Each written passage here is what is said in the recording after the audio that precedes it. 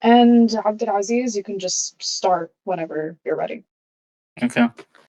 So, in this debate, we're going to go over one of the most common claims that the Christians make, that it was unanimously agreed upon that Jesus Christ was of crucifix on Pontius Pilate in the first, second, and third centuries, and so on and so forth, until the Prophet Muhammad SAW came. This killing of Christ, the Christians would claim, would be done by the Jews or the Romans, depending on if you read Paul's writings or the Gospels. They also like to claim that the Prophet Muhammad SAW was an innovator for saying that Jesus wasn't killed, and I will refute them on this, and we'll show that how this belief is founded in the first century with the disciples and with the early Christians in the early congregations. Okay, Christians heavily rely on the event of the crucifix to have faith in their soteriology, their doctrine of salvation, which Paul derives from the crucifix. Paul says in Galatians chapter 3, verse 13, Christ redeemed us from the curse of the law by becoming a curse for us. For it is written, cursed is everyone who is hung on a pole. Right? And the Quran frees Jesus from Paul's slander, where he says he was made a curse, like it does all the rest of the prophets within the Old Testament, within the Quran.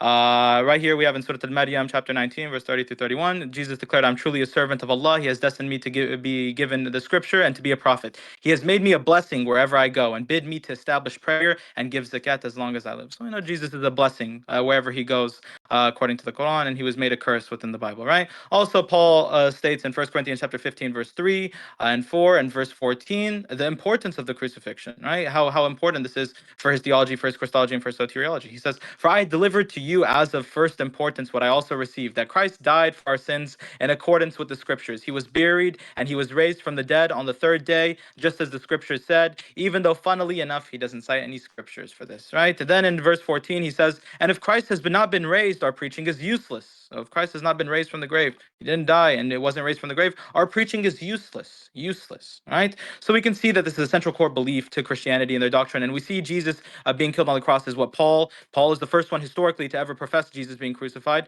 and he makes it the heart of his writings, right? This debate is going to be about the historicity of the crucifix and the early attestation of what actually happened to Jesus, and we will view this from a theological perspective while looking at scripture, i.e. doing an internal critique, and we will also see the attestation external to the New Testament and if it's in line with it. I will show the truthfulness in the Quranic narrative, and I will ruin the Christian position, and I'll go over the verse from the Quran, chapter 4, Surah Nisa, verse 157. وقولهم إن قتلنا المسيح عيسى بن مريم رسول الله وما قتلوه وما سلبوه ولكن شبه لهم وإن الذين اختلفوه فيه لفي شك من ما لهم بهم من علم إلا طبار الظن وما قتلوه يقينا برفع الله إليه وكان الله عزيزا حكيما. So the Quran tells us that the early people had ikhtilaf, they had difference of opinion, they had conjecture. I'm going to prove that they had conjecture, and I'm going to prove the Islamic belief within the first century, right? Then we're told they had shak, they had doubt, right? That they had no ilm. The Quran says they also had no ilm, that they didn't have proper knowledge or reliable knowledge or information pertaining to what actually happened on the crucifix, right? And last, we're told that they were following dhan, conjecture, hearsay, right? And we see this historically in the first century, second century, and third century, exactly pristine verse telling us about the historicity of the crucifix, right? So I'm going to continue, right? So I'm just going to make the bold claim. There are zero non-Christian witnesses to the crucifixion in form of attestation to the events in the first century and early second century from historians and writers contemporary to that time. He will likely bring up Cornelius Tacitus, Flavius Josephus, Pliny the Younger, Suetonius, Marabar Serapion, Thales, Lucian, Celsus, and rabbinic sources to prove that Jesus was killed. And I'll deal with these with ease using his own scholarship, right? So let's go over the Testimonium Flavinium. Right here, we're going to go over one of the leading experts on the Flavius Josephus, where he mentions in his book, New Perspectives on Jewish-Christian Relations, right here, the scholar is Ilavisha, Carla Buck, and Jacob J. Schachter. So right here, and page, right here, he goes over. In my Josephus and Modern Scholarship, 1937 through 1980, I mentioned 87 articles discussing this passage for the period 1937 to 1980, the overwhelming majority of which question these paragraphs' authenticity in whole or in part. Right, the first person to ever mention this is Eusebius. Right, the Testimony of Flavian. First person ever mentioned is Eusebius in the 4th century. There were 8 Christian writers before Eusebius who referenced from Josephus without mentioning the Testimonium. Right, and Origen. In fact, Origen cited 5 passages from the same chapter without mentioning this passage. I'm going to read page 14. Louis H. Feldman, he goes over this. He says, the first person among writers whose work have survived to quote the Testimonium Flavinium is the early 4th century church father Eusebius, who makes use of this source in 3 of his works, Demonstratio Evangelica, Historia Ecclesiastica, and Theophania. There are slightly different wordings in these 3 citations, leading to the question of whether Eusebius himself may have altered the exact formulation of the text. Right. So let's go on page 15 of his book. Nevertheless, there are 8 Christian writers who lived before Eusebius and who mention Josephus yet make no reference to the testimonium in their works. Theophilus of Antioch, Minucius, Felix, Julius, Africanus, Hippolytus, Origen, Methodius, and Pseudo-Stadios, and Pseudo-Justin. The fact is, if it isn't in fact, that no ante-Nicene Christian is known to have used Josephus' works and apologies directed to Jews is certainly surprising in view of the charge, as seen in the dialogue with Trypho, that Jesus never lived, and in view of the eagerness of Christians to convert Jews, right? So we can go even after Eusebius. 4 Christian writers reference the passages from Josephus, but none mention the Flavianium Testimonium crucifixion passage, and moreover, the extant manuscripts come not before the 11th century, right? And I'm going to read page 17 from his book. He says, even after Eusebius, we find 4 Christian writers in the 5th century who know the works of Josephus, but do not cite the Testimonium, and then he goes over the scholars, or goes over the historians and the church fathers. None of them mention it, right? And then the Testimonium Flavinium, the manuscripts coming for them are coming from the 11th century, right? And here's another popular Christian apologist. His name is Dr. Jonathan McClatchy. Bless is probably familiar with him. He says, yes, I agree that the sources such as the Testimonium Flavinium are almost useless in terms of evidential value. However, Josephus and other ancient sources are helpful in other ways, or useful in other ways, right? So we can go to E.P. Sanders, historical figure of Jesus. He says, Jesus was mentioned in Josephus as Antiquities of the Jews. Josephus, as we saw above, was born in 37 CE, just a few years after Jesus' death, and he wrote the Antiquities in the 90s. The Jewish historian certainly knew something about Jesus, and there's a paragraph of him in the Antiquities. But Josephus' works were preserved by Christian scribes, who could not resist the temptation to revise the text, and thus make Josephus proclaim that Jesus was the Messiah, that he taught the truth, and after this death that he was restored to life, failing a fluke discovery. We shall never know what Josephus actually wrote. He was not a convert to Christianity, and he did not really think that Jesus was the Messiah. Right, so we'll never know because the scripture has been undergone so much corruption. Okay, and next we can go to Tacitus. We can go to Robert E. Van Vroest in his book Jesus Outside the New Testament. We can go to page 52, where he says the most likely source of Tacitus's information about Christ is Tacitus' own dealings with Christians, directly or indirectly, right? So he's not going over records. He's not going over the Greco-Roman records pertaining to who was actually crucified. He's just hearing this on a second-hand account. It's not a primary source, right? So secondly, Tacitus did not even mention the crucifixion. All he did was mock the Christians for worshiping a God who got the ultimate punishment. And scholars say that this ultimate punishment, this terminology they use, can be interpreted in many different ways. Let's go to Gunnar Samuelson and Crucifixion and Antiquity, right here, page 166. He says, nothing in the text suggests that Tacitus connects the punishment supplicio of Jesus with the attaching to crucibis ad fixi of the Christians. The problem is, however, that Tacitus does not offer any negative or strengthening attribute to the noun in the quoted text above. It is just referred to as a punishment. On the other hand, when he describes the punishment of the Jews under Quadratus in Annals 1254 and mentions a capital punishment, he uses there a different and stronger terminology, capite poenas, the label ultimate punishment, novisimpa exempla. At the end of the text appears to cover not only the attachment to crucis,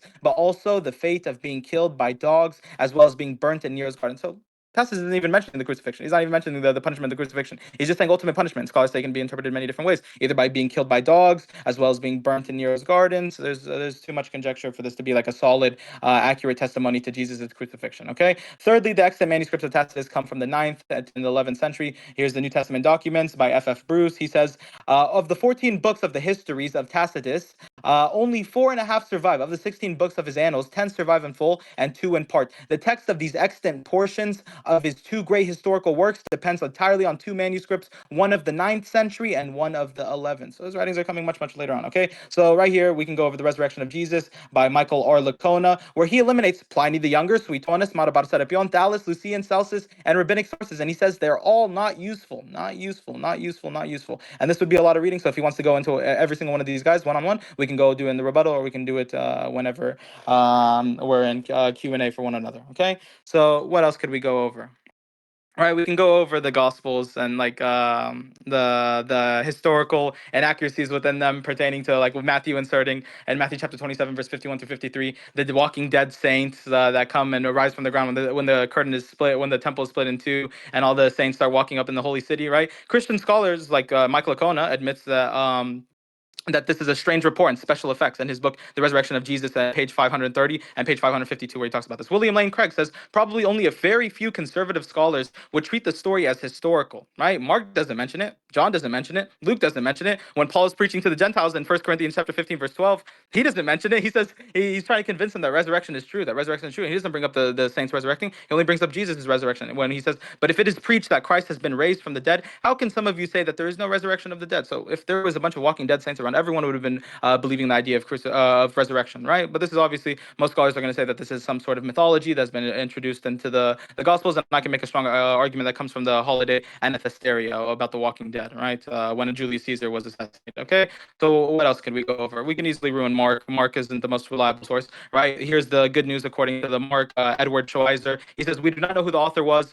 Conceivable that Mark was his real name. The superscriptions of the biblical books were not added until the 2nd century, but it was necessary, at least orally, to distinguish between the Gospels as soon as it was more than one. If the title had been given to a latter time when the real author was not known. And they go over that he doesn't know the geography of Palestine and how he isn't. He's obviously an interpreter of Peter, so he isn't a firsthand witness to pertaining to what actually happened in Jesus' life, right? The Gospels of John, the Gospel of Mark is dating around 70 to 80. Gospels of Matthew and Luke, 85 to 95 around this time. And Gospel of John right here, the Gospel of John the Gospel according to John. This is Andrew T. Lincoln, where he says, if the fourth Gospel shows knowledge, and this is in his book, the Gospel according to John, St. John, page 18, he says, if the fourth Gospel shows knowledge of not only the synoptic tradition, but also, on some occasions, of material that is thought to be the editorial work of the synoptic evangelist, see the discussion under the relation of to the synoptic Gospels, then this also suggests an earlier date of around 85 CE. The best guess of most scholars, then, is that the Gospel in its final form was completed and began to be circulated at some time between 90 and 110 CE,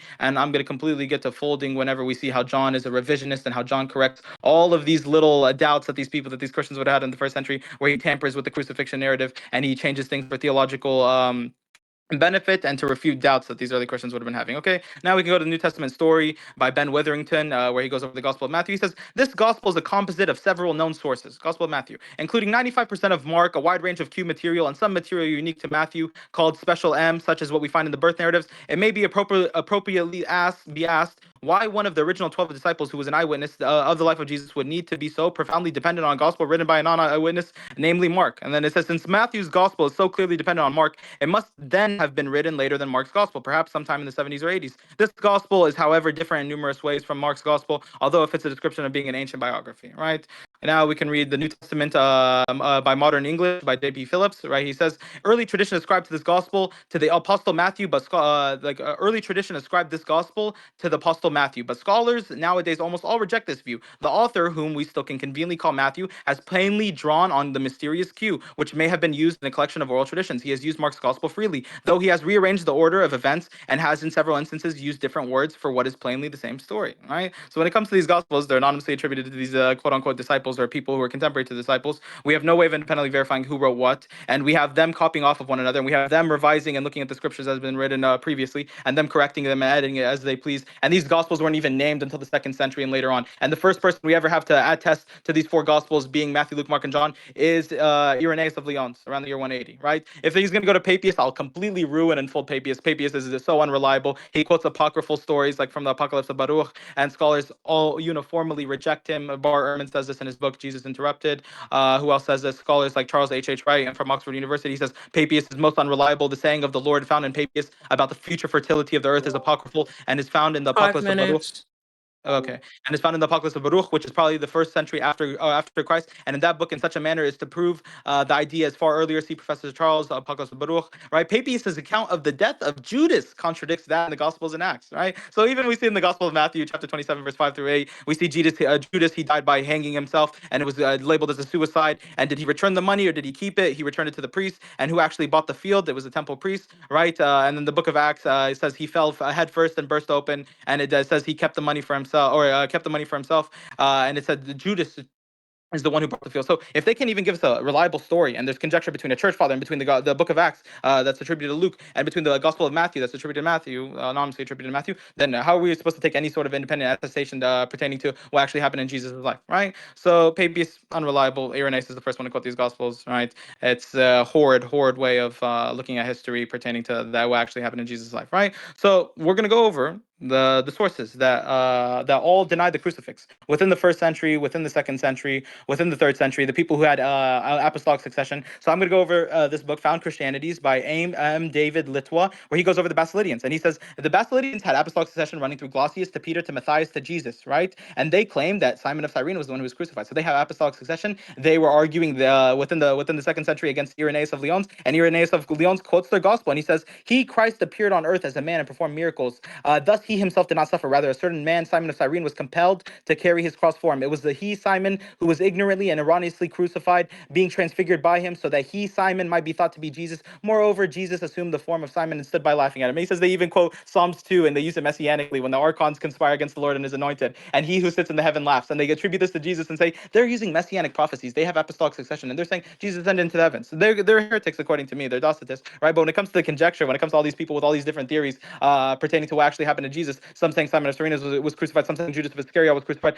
some saying Jesus Barabbas. Even Raymond Brown says some may have been saying that Jesus Barabbas, Jesus son of Abba, might have been crucified. This is why John changes the label on top of the cross and says Jesus of Nazareth instead of Jesus King of the Jews, so there wouldn't be any speculation or there wouldn't be any doubts going around, right? But when it comes to this, yeah, we have conjecture galore, conjecture galore. I'm going to be going over in my rebuttal Ignatius of Antioch and his congregation, how he's multiple Jewish Christians, multiple provinces of Jewish Christians who are all uniformly denying the crucifix. And they make multiple arguments. They say it's not in our original documents, Ignatius. The crucifixion, the death, and the crucifixion and the resurrection of Jesus is not in our gospel. So why would we believe in it? Why would we believe in it? Right? This in the letter to Philadelphians, chapter 8. In the letter to Trallians, chapter 10, Ignatius is saying there's people who say that Jesus only appeared to have suffered. And he says they only seem to be Christians. And he says in the letter to Cimmerian, same thing that he says in the letter to the Trallians. So we have Ignatius who's dealing with all these cities, right? And he's dealing with all these Christian beliefs that would have been there well solidified within the first century. These beliefs didn't just pop up in the year 100. These were amongst 4 different cities. And the letter to Magnesians, he talks about Jewish Christians who left and abandoned their customs and traditions and abandoned the Sabbath. And now they've come to a new way of life. And he's talking about they've now come to Paulinian Christianity, and they reject, some of them deny Jesus' death. So we're going to be going over these letters. I will show how this is easily, like the Islamic belief is easily solidified with there within the first century. How much time do I have left? Okay, so no one said anything. Okay, so anyways, we're gonna go over the conjecture that these people had. We're gonna go over all the sources. 1:30. Beautiful, Sorry. beautiful. We're gonna go. All good, all good. We're gonna go over all the sources that deny the crucifix in the first and the second century, and we're gonna show it's not a historical fact. It's not a historical fact that Jesus would have been crucified. This whole idea of Yahweh coming down in the flesh and passing through a birth canal, and then later on going through his ministry, and then dying and being whipped and lashed and tortured and disfigured and dishonored by his own creation to forgive his creation is not something that you'll find in the Old Testament. This is a completely innovative view taken from the pagans, like what Justin Martyr says in his First Apology, chapter 21. He says, he says, the Logos of God. When we say that the Logos of God, right, became and was born. Without any sexual union, and then mainly our teacher Jesus Christ, and he died and he resurrected and he ascended into the heavens. We found nothing new or different from what you pagans believe regarding the sons of Jupiter. All right, so this is what he says. So this idea of some sort of mythological man god savior who comes down, dies for the 30 sins of humanity, seconds. and introduces all these customs and traditions and holidays. This is that of Mithras, that is that of Attis, that is that of Dionysus, that is that of the Iliads of Homer when they write about Hector. All of this like divine man coming and redeeming his people and being torn to pieces, or being killed or being tortured and then dying and then resurrecting and ascending back into the heavens is all paganistic. It doesn't come. It's not solidified within Abrahamics. I dare him to bring me any messianic prophecy that he would challenge me on. Isaiah 53, Psalms 22. I can make super good arguments against this as not pertaining to Jesus. And I can bring my own messianic prophecies that talk about Jesus being saved, delivered, honored, rescued, so on and so forth.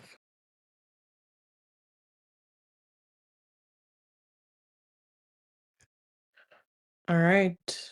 Blessed. You good over there? Oh yeah, I'm fantastic. Okay. I'm better than good. We You have can no tell. idea.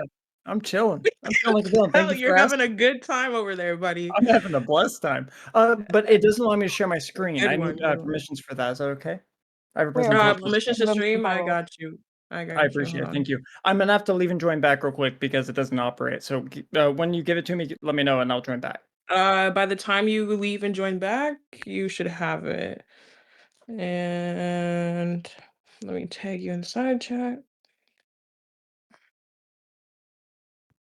It's 18 minutes, correct? Just make sure. Yep.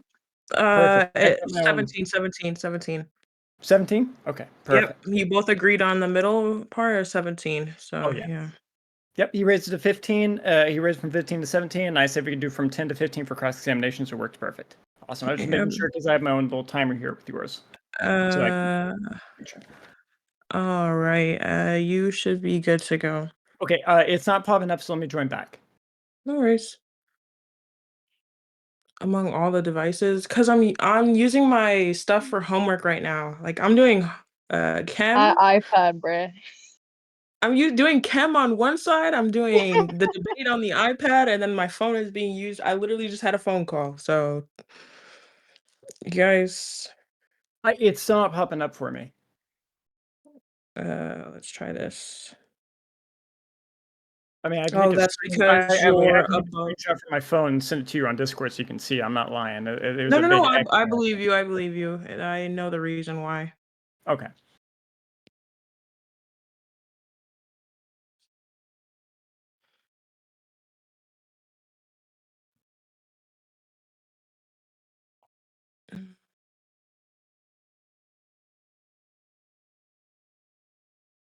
You want to try one more time for me? Sure, of course.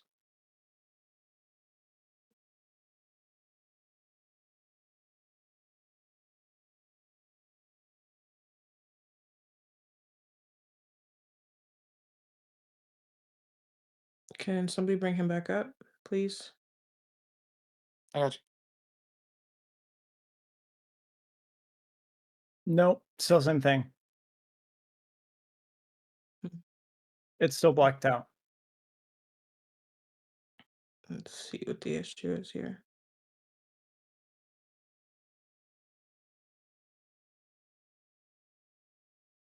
Oh my god, y'all gave me every frickin' possible role. Only like the media ones that Right. people can only have.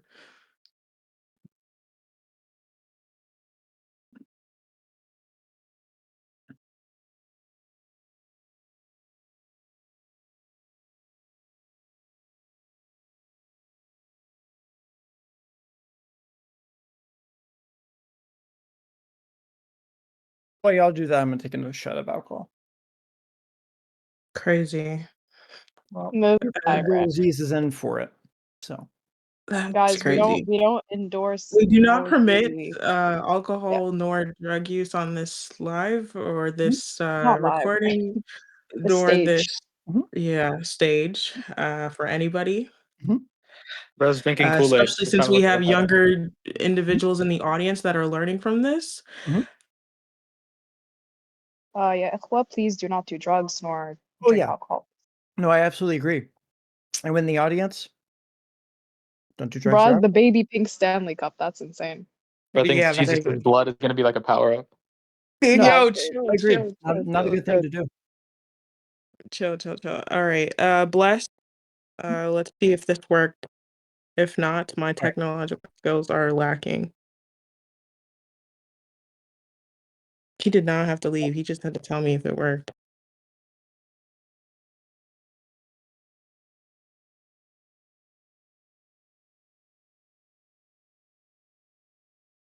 It worked. Oh no, it disappeared. It worked and Here. disappeared. Yeah, here. I'll send you a screenshot so you can see I'm not bullshitting here.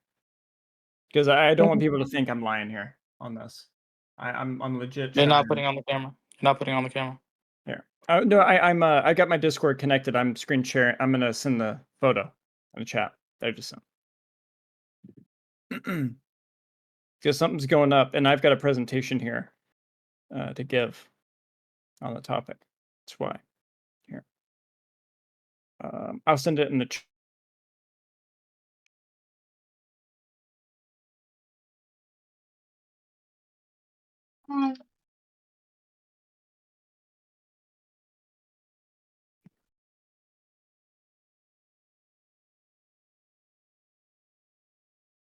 Did that work? Yeah, we can see it now. No. All right. Well, there we go. Perfect. All right. I'll get my timer set. Okay. Do I just go? Give me when I 2 start? seconds. Yep. I'll let you know when I say start. That'll be when I go. Sound good? Yeah, and we agreed for 17, correct? Correct. Yep. All right, sounds good. Start when you're And ready. start. Okay. Perfect. Something to make sure real quick. Nothing against Abdul Aziz. He is a fast-talking person. There's quite a few things to go over. This presumed presentation will go over quite a few things, but there's some other things I'll have to go over throughout the presentation. The reason for me not including the text are to save time. I've recommended anyone to read these texts in their free time to see the full understanding. I linked these texts so you can see the quotes of them throughout.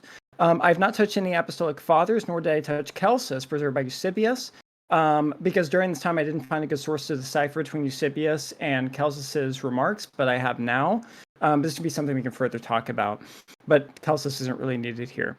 There are many Christian sources and non-evidence Christians that have told Jesus being crucified as historical, but given the evidence. People like Richard Carey and others like David Fitzgerald have convinced a good section of the laymen who don't say this properly that Jesus wasn't crucified or even didn't exist. But here, particularly like Surah 157, we'll deal with Jesus' crucifixion.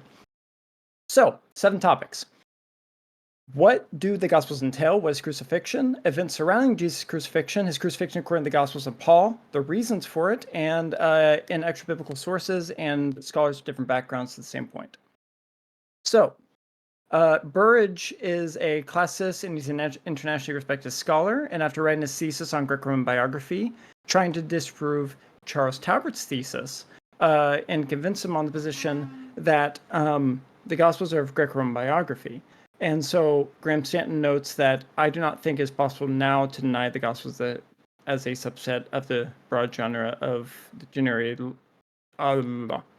literary genre of lives, that is, of biographies. Charles Talbert writes about Burridge that this volume ought to end any legitimate denials of the canonical Gospel's biographical character, and is considered that the majority is not of a consensus position that the Gospels are, excluding Acts, a historiography, not including the bio, but drop into a bigger portion of history.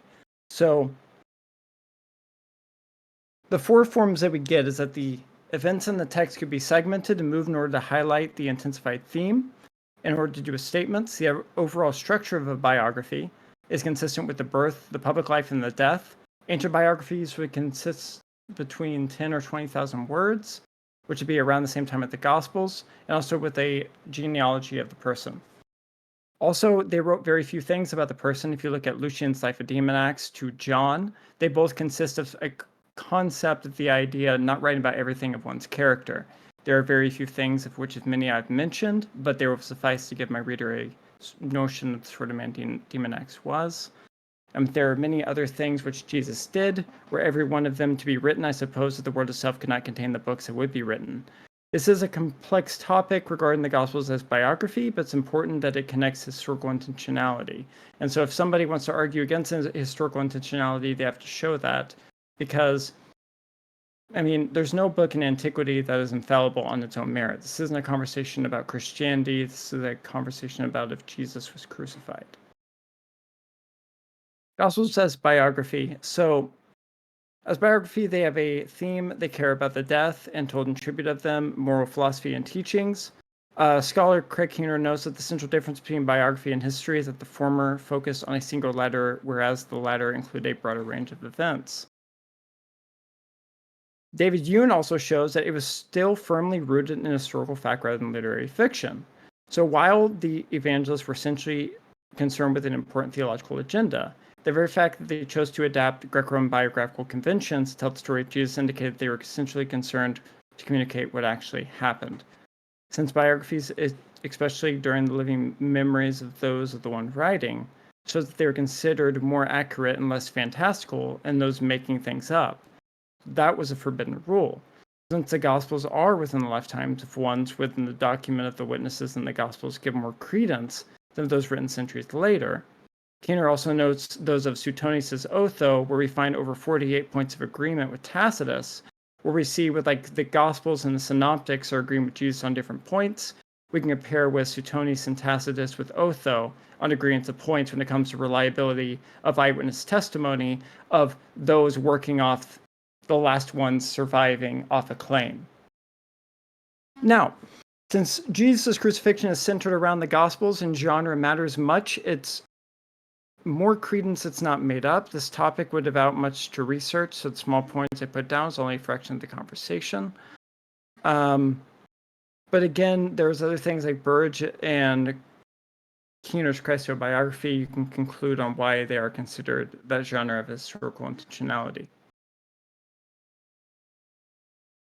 Crucifixion was for a deterrent value.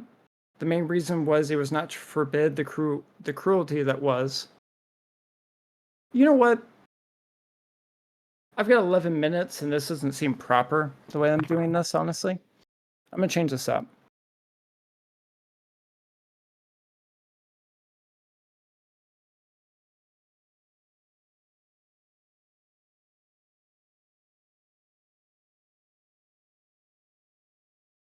So, I got 11 minutes. Here's the reason why Christ was crucified. The Gospels are genre, as Greco-Roman biography. Any claims I make here from now on, Abdul, you can question me on it. You ask me for my source. Because what I've realized, we're playing a game of sources. For example, you tried to levy that, just to give a quick example, that John McAlatchy argues against James Charlesworth, and Charlesworth is my own bringing into it. We're going to test his reliability because McAlatchy says we can't use Tacitus as an authentic source. But unfortunate to McAlatchy doesn't have a PhD or an understanding of how ancient history operates outside of the New Testament. And if he did, he'd understand with Charlesworth that, like, for example, Tacitus and others are used as these sources for Greco-Roman biographical conventions. So what you're arguing is the scholar's opinion against another. And to decipher that is we have to deal with how history operates and the facts within that. So we can actually go through that a little bit. So when it comes to Christ's crucifixion, one of the things we see with the parallel of the Gospels, and the Gospels are Greco-Roman biography and intention, is they show a connection of who Christ was and who he is to be. The Gospels, regardless if you want to hold that they are not the biographical genre or authorship of who they are, doesn't matter. They're written within chronological and the timeline and the geographical position of writing within the living witnesses of the people that write. Luke 1:1 presents this when he says he compiles a narrative among things that have been taught among us. And no one within their, right would argue against that. Even Arthur Darby Knock noted, a very well-known classicist that was not a Christian, pointed out that this has remnants to eyewitness testimony throughout Acts. And so when we see these comparables, we see that Jesus being scourged and stripped by Roman soldiers is not considered unusual. Jesus being mocked and ridiculed as a king, like you mentioned with John earlier, as I mentioned, to change the format wouldn't make much sense either. Jesus nailed to a cross by his hands and feet, while implied, but not explicitly stated, is consistent with Roman procedures of crucifixion. Him being crucified by two others is consistent with crimes that would lead to crucifixion. And also Jesus to Johanan, who is the archaeological find of a crucifixion where they found, obviously, metal rods in his feet, where it's consistent with Roman procedure.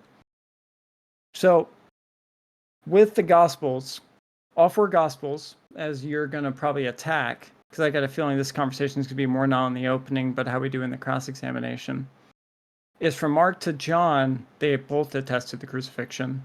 Both from Ehrman to others agree with this to the majority view. Even others that you say agree with certain sources like Tacitus, like you said Lacona or something, disagree with Tacitus or Suetonius and all of them. He nevertheless agrees with the crucifixion. And so I feel like you're doing something called a la carding or Frankensteining a position where you're taking particular like cornerstone markers of what scholars say, like particular parts, you're taking it and Frankenstein an argument together without actually taking in their methodology and how they got to that claim to begin with. If you did that, you realize their methodologies are inconsistent. But Paul's undisputed Pauline letters, for example, we can see this is consistent throughout. And reasons for crucifixion we can see are obvious. The chief priests as the main instigators between the Jews and the Romans for Jesus' arrest. We can see this with the high priest and Pontius Pilate throughout. And even there are chief priests indirectly that are found trying to catch Jesus to get him in what are called blasphemy charges.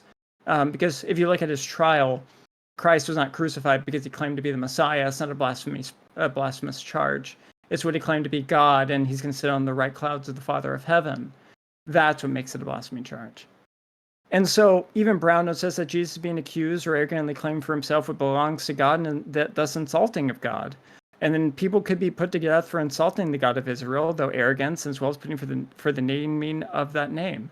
And this is obviously Brown, who's quite a critical scholar.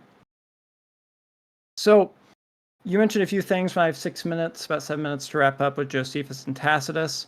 So the alleged doctor version of Josephus's Antiquities is that there was a wise man. It'd be lawful to call him a man, for he is a doer of wonderful works, a teacher of such men as he receives the truth with pleasure. He drew over to many, both Jews and among the Gentiles. He was a Christ. And when Pilate, as a suggestion of the principal men among us, had condemned him to the cross, those that loved him at first did not forsake him. For he appeared to him alive the third day, as the divine prophets had foretold him, and 10,000 other wonderful things concerning him.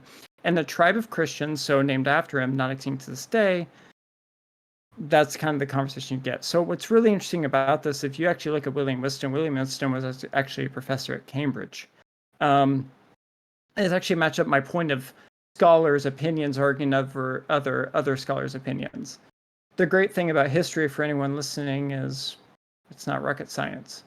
You can spend a lot of time in studying history and understand that you can argue if a historian is making fallacious reasoning or not, or is making sense according to the data, according to you, because these arguments we're making right here aren't necessarily Greek or Latin or anything like that. So you have that room. But when we remove the three components, this is what we get. At that time there appeared Jesus a wise man, for he was a doer of startling deeds. He was a teacher of people who received the truth with pleasure, and he gained a following both among many Jews and among many Greek origin. When Pilate, because of an accusation made by the leading men among us, condemned him to the cross, those who loved him previously did not cease to do so. So up to this very day, the tribe of Christians named after him had not died out. Well, when we look at this is actually the accepted position and scholarship of what it is. And we know this because the three components that make Josephus look like a Christian in the passage also shows a non-Josephian style in the Greek. And so that's important because we know it's not from him. And later church fathers even confirm this, saying that Josephus wasn't a Christian.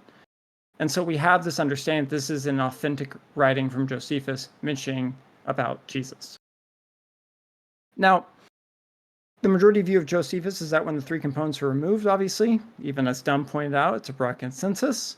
Even Louis Feldman, who is a leading Josephus scholar, notes 87 discussions on the authenticity of the passage. And even Geza Vermes notes that declaring the whole notice a forgery would amount to throwing the baby out with the bathwater. Indeed, in recent years, most of the experts, including myself, have adopted a middle course, accepting that part of the account is authentic. Also adding to the list of authenticity is Josephine scholars Alice Wheatley and James Paget, who are two of the leading scholars today in the field of Josephine scholarship.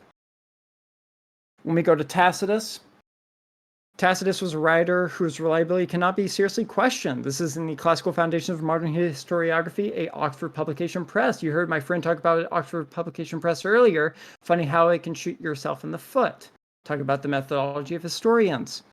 But neither human effort nor the emperor's generosity nor the placating of the gods ended the scandalous belief of the fire had been ordered. Therefore, to put down the rumor, Nero substituted as culprits and punished in the most unusual ways those who hated for the shameful acts, those who called the crowd Christians. The founder of this name, Christ, had not been executed in the reign of Tiberius by the procurator Pontius Pilate. The important part of this is that even Tacitus was known to be one of the greatest of Roman historians, with a penetrating insight into character and a sober grasp of these significant issues of the time. Why is this important? Well, he's mentioning Christ was crucified as an execution measure, which was crucifixion by definition under Pilate, under the reign of Tiberius. And so we get this message, and it would be quite the burden of proof for one to show that Tacitus has shown himself to be reliable many times over, and randomly for the passage of Jesus, talking about crucifixion, he randomly becomes unhistorical. Wouldn't make much sense. And to tie into your marker earlier, my friend, of talking about good old Robert E. Van Voorst, you mentioned that Robert E. Van Voorst talks about that Tacitus has mentioned his sources, something about that it may be hearsay or whatever. Yeah, I got 223. And the problem is Tacitus's claim on that simply derives from Mayor Bar-Scipion that you're saying, right? But Mayor Bar-Scipion himself, if you read that, oh no, not Mayor Bar-Scipion, but Van Voorst contradicts himself from Mayor Bar-Scipion on that book. So when he's talking about Tacitus, you're taking him for his levy for sentence that he posted in a book, but not the methodology that he's gaining for why he's gaining that idea. So, for example, if you go to Robert E. Van Voorst in that book, he says why Tacitus probably isn't using rumors from Christians, because he was use the Latin terms dicun and firum, and he used that by Maurice Gogel's study Life of Jesus. But you didn't mention that in your opening. But when it comes to this part of like, oh, he's probably using hearsay, no cited sources, no nothing, blank statement. But if you go to Maribor Serapion, even Robert E. Van Voorst contradicts himself because he doesn't know anything about Maribor Serapion. And a few sentences later, he says, well, he's probably not a Christian because that would be unlikely. But how would you know he's not a Christian if you don't know anything about the author? And so even he shoots himself in the foot. So some of the methodologies, you just quote mining people, doesn't really work out very well. So the reliability of Tacitus, which would be with Josephus to Tacitus, those are the two biggest, because I hold to Charlesworth. You can show that Josephus crucified, that Jesus crucified just by Josephus and Tacitus. It's not necessarily disputed. Given execution, this is referred to crucifixion, as I mentioned, of Roman methods and the claims prior to the 1st century of Jesus and his punishment of death with the Gospels and other writings.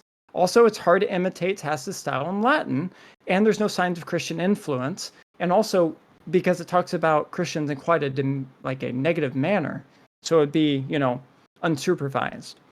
So, Lucian Samosata has one, but I'm not used to doing debates, really. I've got 20 seconds here.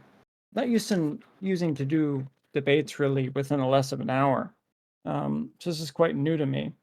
But I get a few things in the rebuttal stage. But you've got the Pauline letters and the epistles in the New Testament, all according to ancient historiographical standards that agree. That's it. Your rebuttal. Who's got my time? Who's got my time?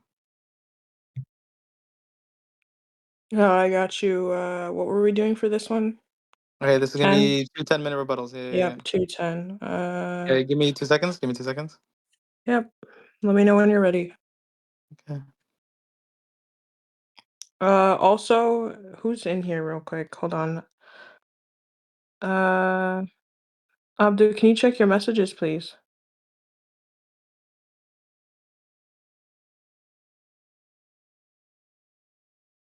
My messages? Yeah. Why did Burp just spawn up here? Yeah, just Yo, check your one messages. second. Yo, 1 second. By the way, Muslims in the chat and even the Christians, bro. If you're gonna make memes, like if you're a Muslim, fear Allah, bro. And if you're a Christian, respect the rules of the server. Like, don't send explicit shit, please. No blasphemy, guys. And no blasphemy either. Please and thing. On both parts.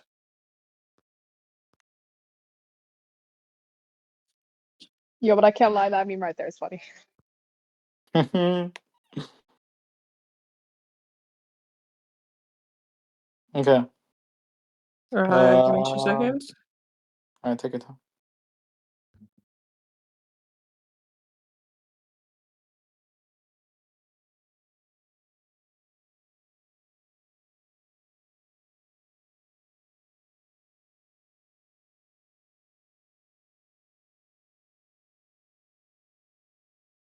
Okay.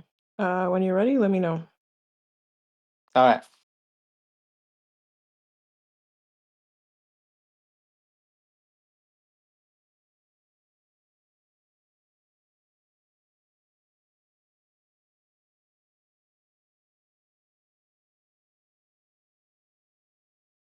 Okay.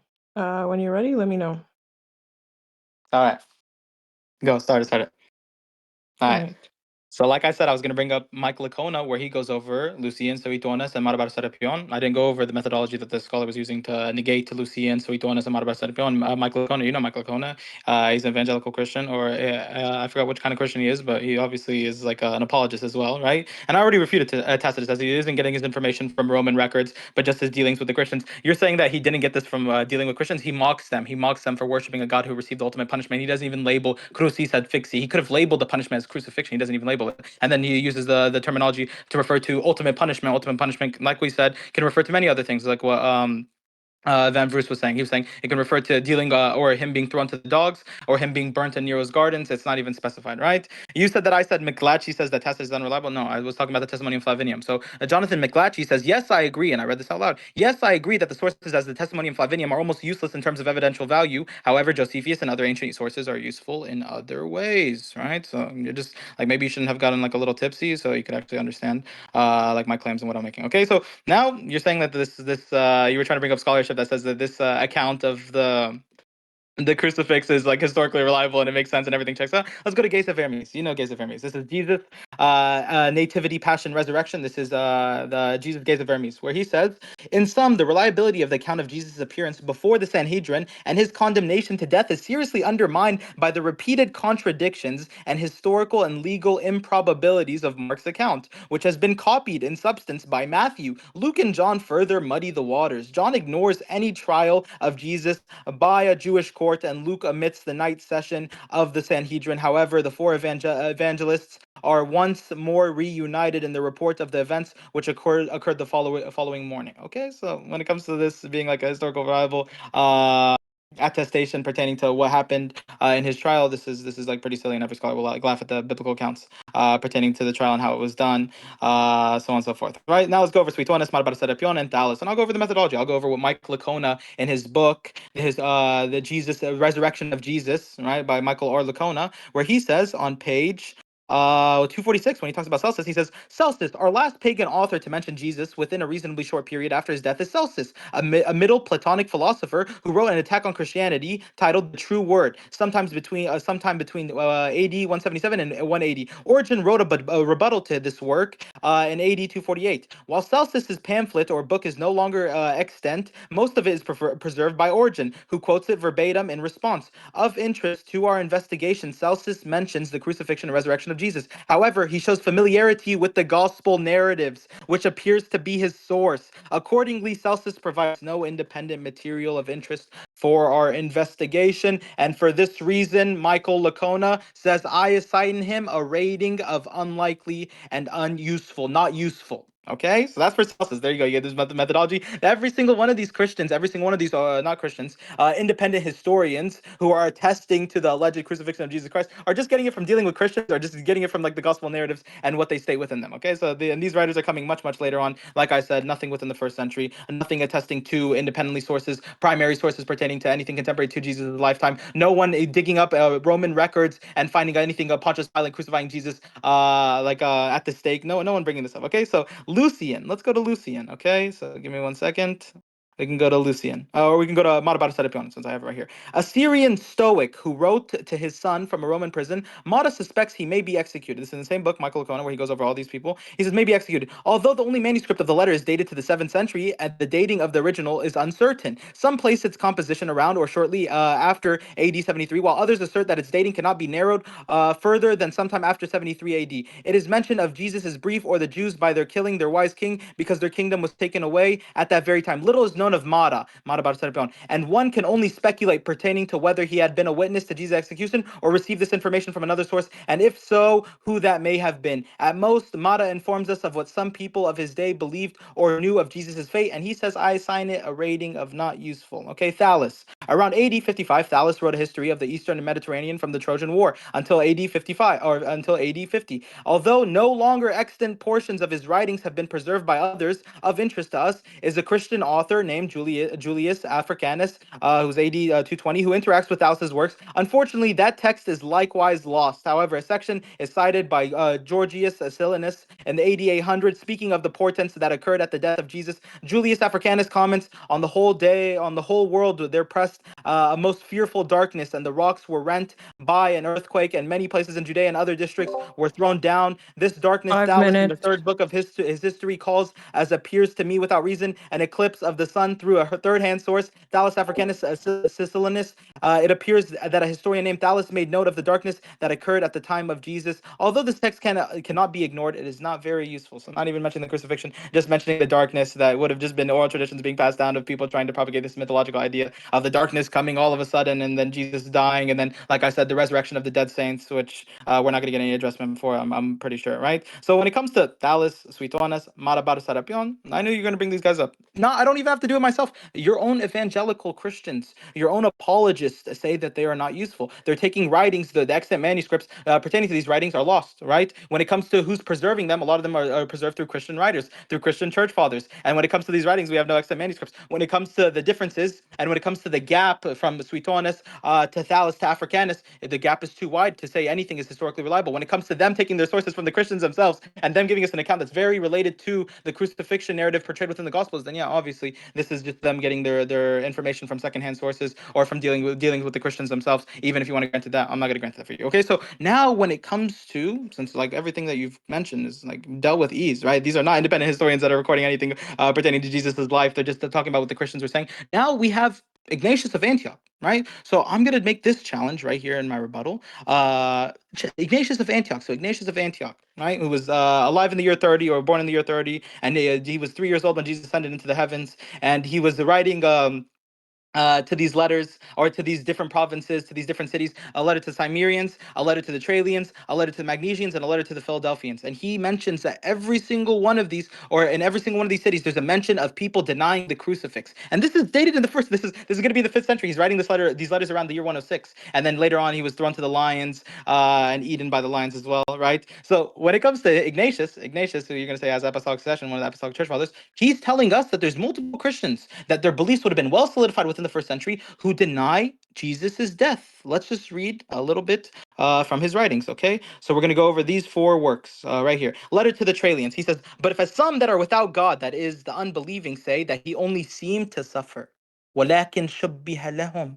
This is the narrative within the Quran, and he's saying that this belief was held by Christians within the 1st century, that Jesus only appeared to have suffered. If you're going to say they're Docetists, I'll gladly refute you with it, with the scholarship that I have from Matty Mikulski, and that'll be funny, where the arguments that he makes to refute that these people were Docetists. But even then, the only argument that you can make of these people might be Docetists are from the Trallians and Cimmerians, Philadelphians and Magnesians. There's no way in hell you can make this argument, and no scholarship is going to back you up on the letter to the Magnesians or the letter to the Philadelphians in these provinces. They were Docetists there, right? These people were Jewish Christians. They descended from James. They were upholding the Sabbath. They moved away from from these ancient customs and traditions, as Ignatius says in the letter to the Magnesians, chapter 9. And he tells us that some are denying the death of Jesus, right? Even though they've accepted Pauline Christianity, they've come to a new hope. They've left Judaism. They've left the Judaizing ways, right? And they've come to Pauline Christianity, right? Which we know these two different groups would have been head to head with each other. So, letter to the Trallians. They say Jesus only seemed to suffer. And then Ignatius says, am I not then guilty of falsehood against the cross of the Lord, right? Now, letter to the Magnesians. Let's go over the letter to Magnesians, or letter to the Trallians, chapter 2. He says,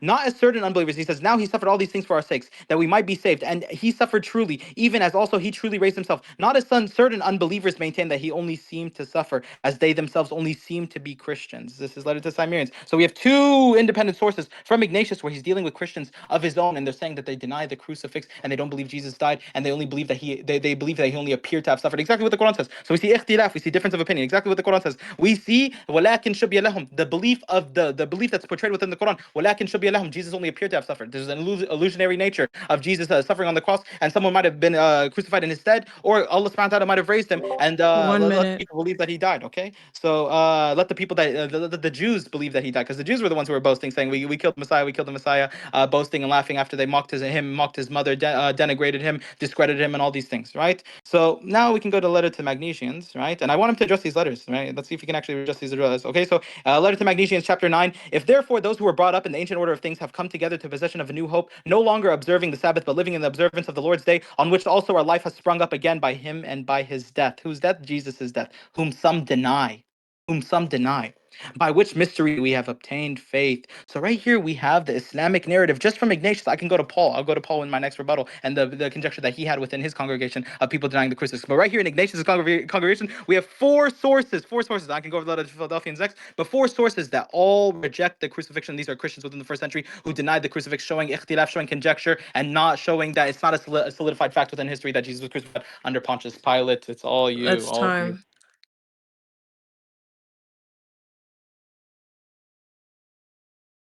All right. Is he done? Yeah. All right. 10 minutes, right? Yes, sir. All right. Perfect. Thank you. Good. Do you have to stream? No, I'm setting the timer. Oh, okay. When you're ready, just let me know. All right. And start. Yeah. Wow. Okay. Again, I mentioned earlier of a la carting historians. I don't know what it is when he makes a point, he gets faster in talking to complete the point, but that's not really how history is going to operate. It's just fast miking different scholars making points. And we'll break down a few of these different deals. So one of the things you talked about was, let's see here. Yep. Originally, you're talking about the Soultralians and Paul and these first century groups that apparently exist denying Jesus' crucifixion. They don't exist. You're mentioning a second century writing talking about second century groups, which matches with the development of Neoplatonic philosophy. And so I can quote you yet Edwin Yamauchi's work or others, but like this isn't a position in scholarship necessarily. So you're just really running off some like separatist argument. And I never once mentioned any church fathers. I even brought up in my argument to begin with. So you mentioned church fathers, something I'm not really going to mess with here. I can make my argument simply through Tacitus and Josephus. Now, you mentioned Vermes views Jesus' appearance. That has nothing to do with Jesus' crucifixion historically, because apparently there's like contradictions in the trial account you're talking about. But this doesn't make any sense because even Vermes himself says that regardless of that, history allows the spectacle that Jesus was crucified, even if there are differences.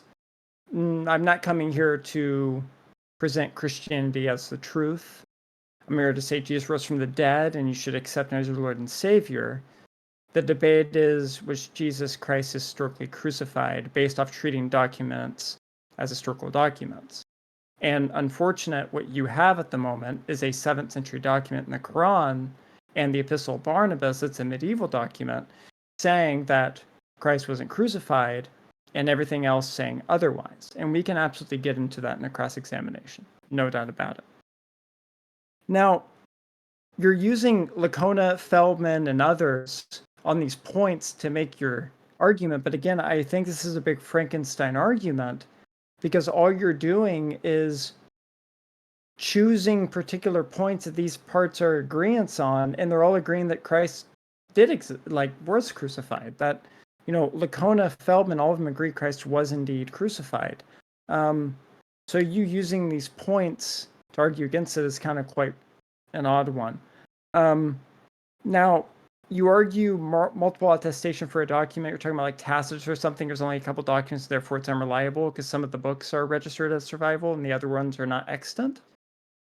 That is not a debate about Jesus' crucifixion anymore. That's a debate about how history operates.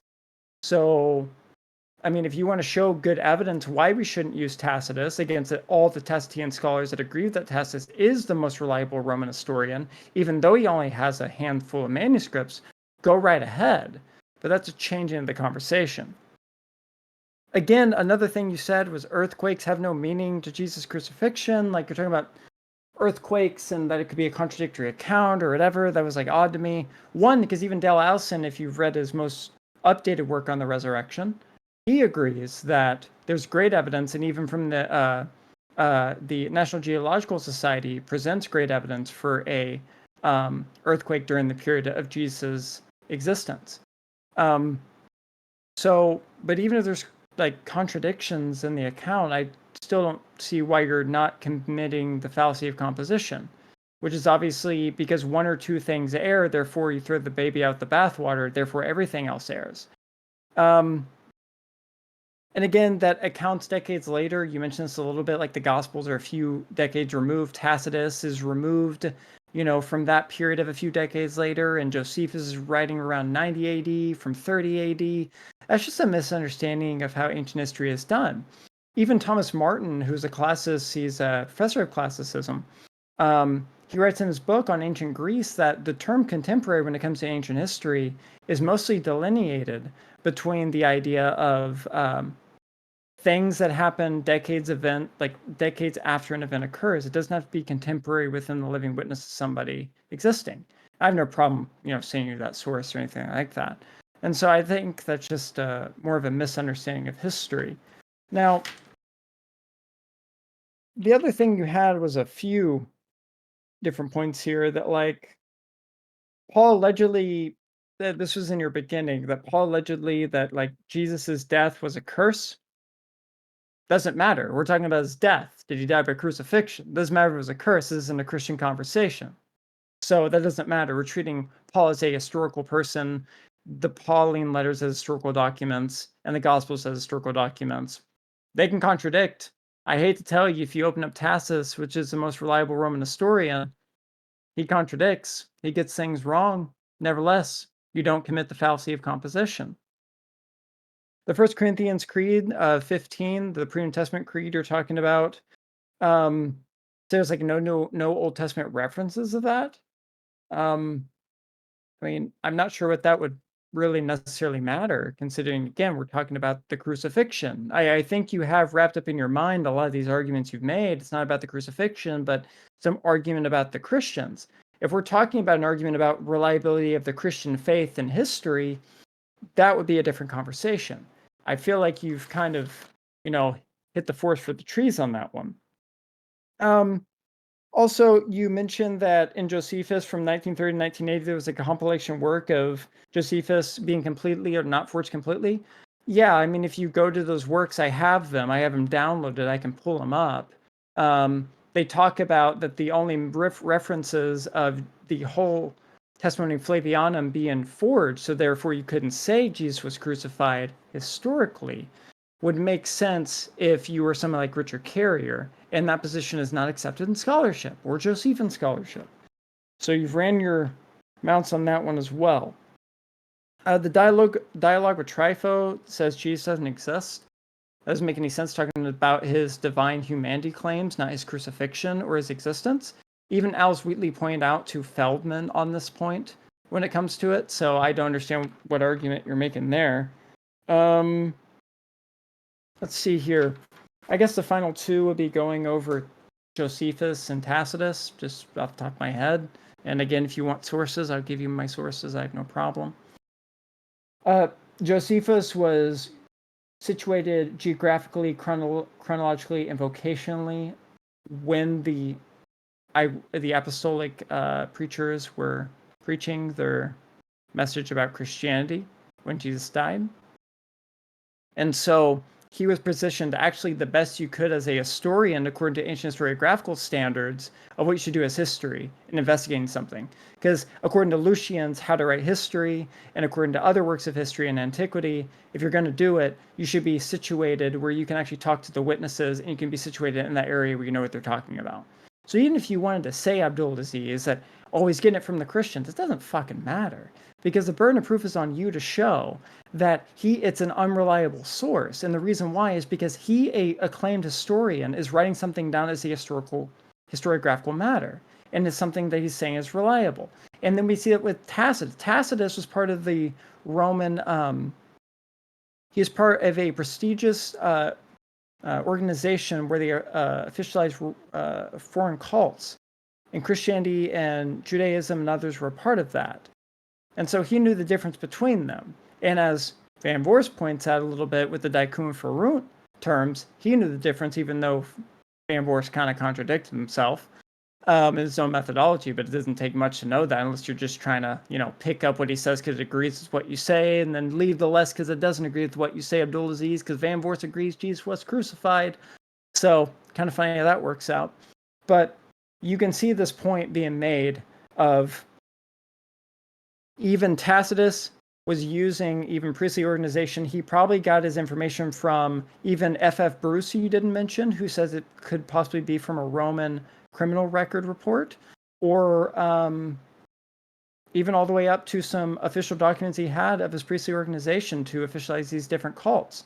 Because there's no doubt you mentioned a couple different things about Caesar or other things with the spiritual or divination matter.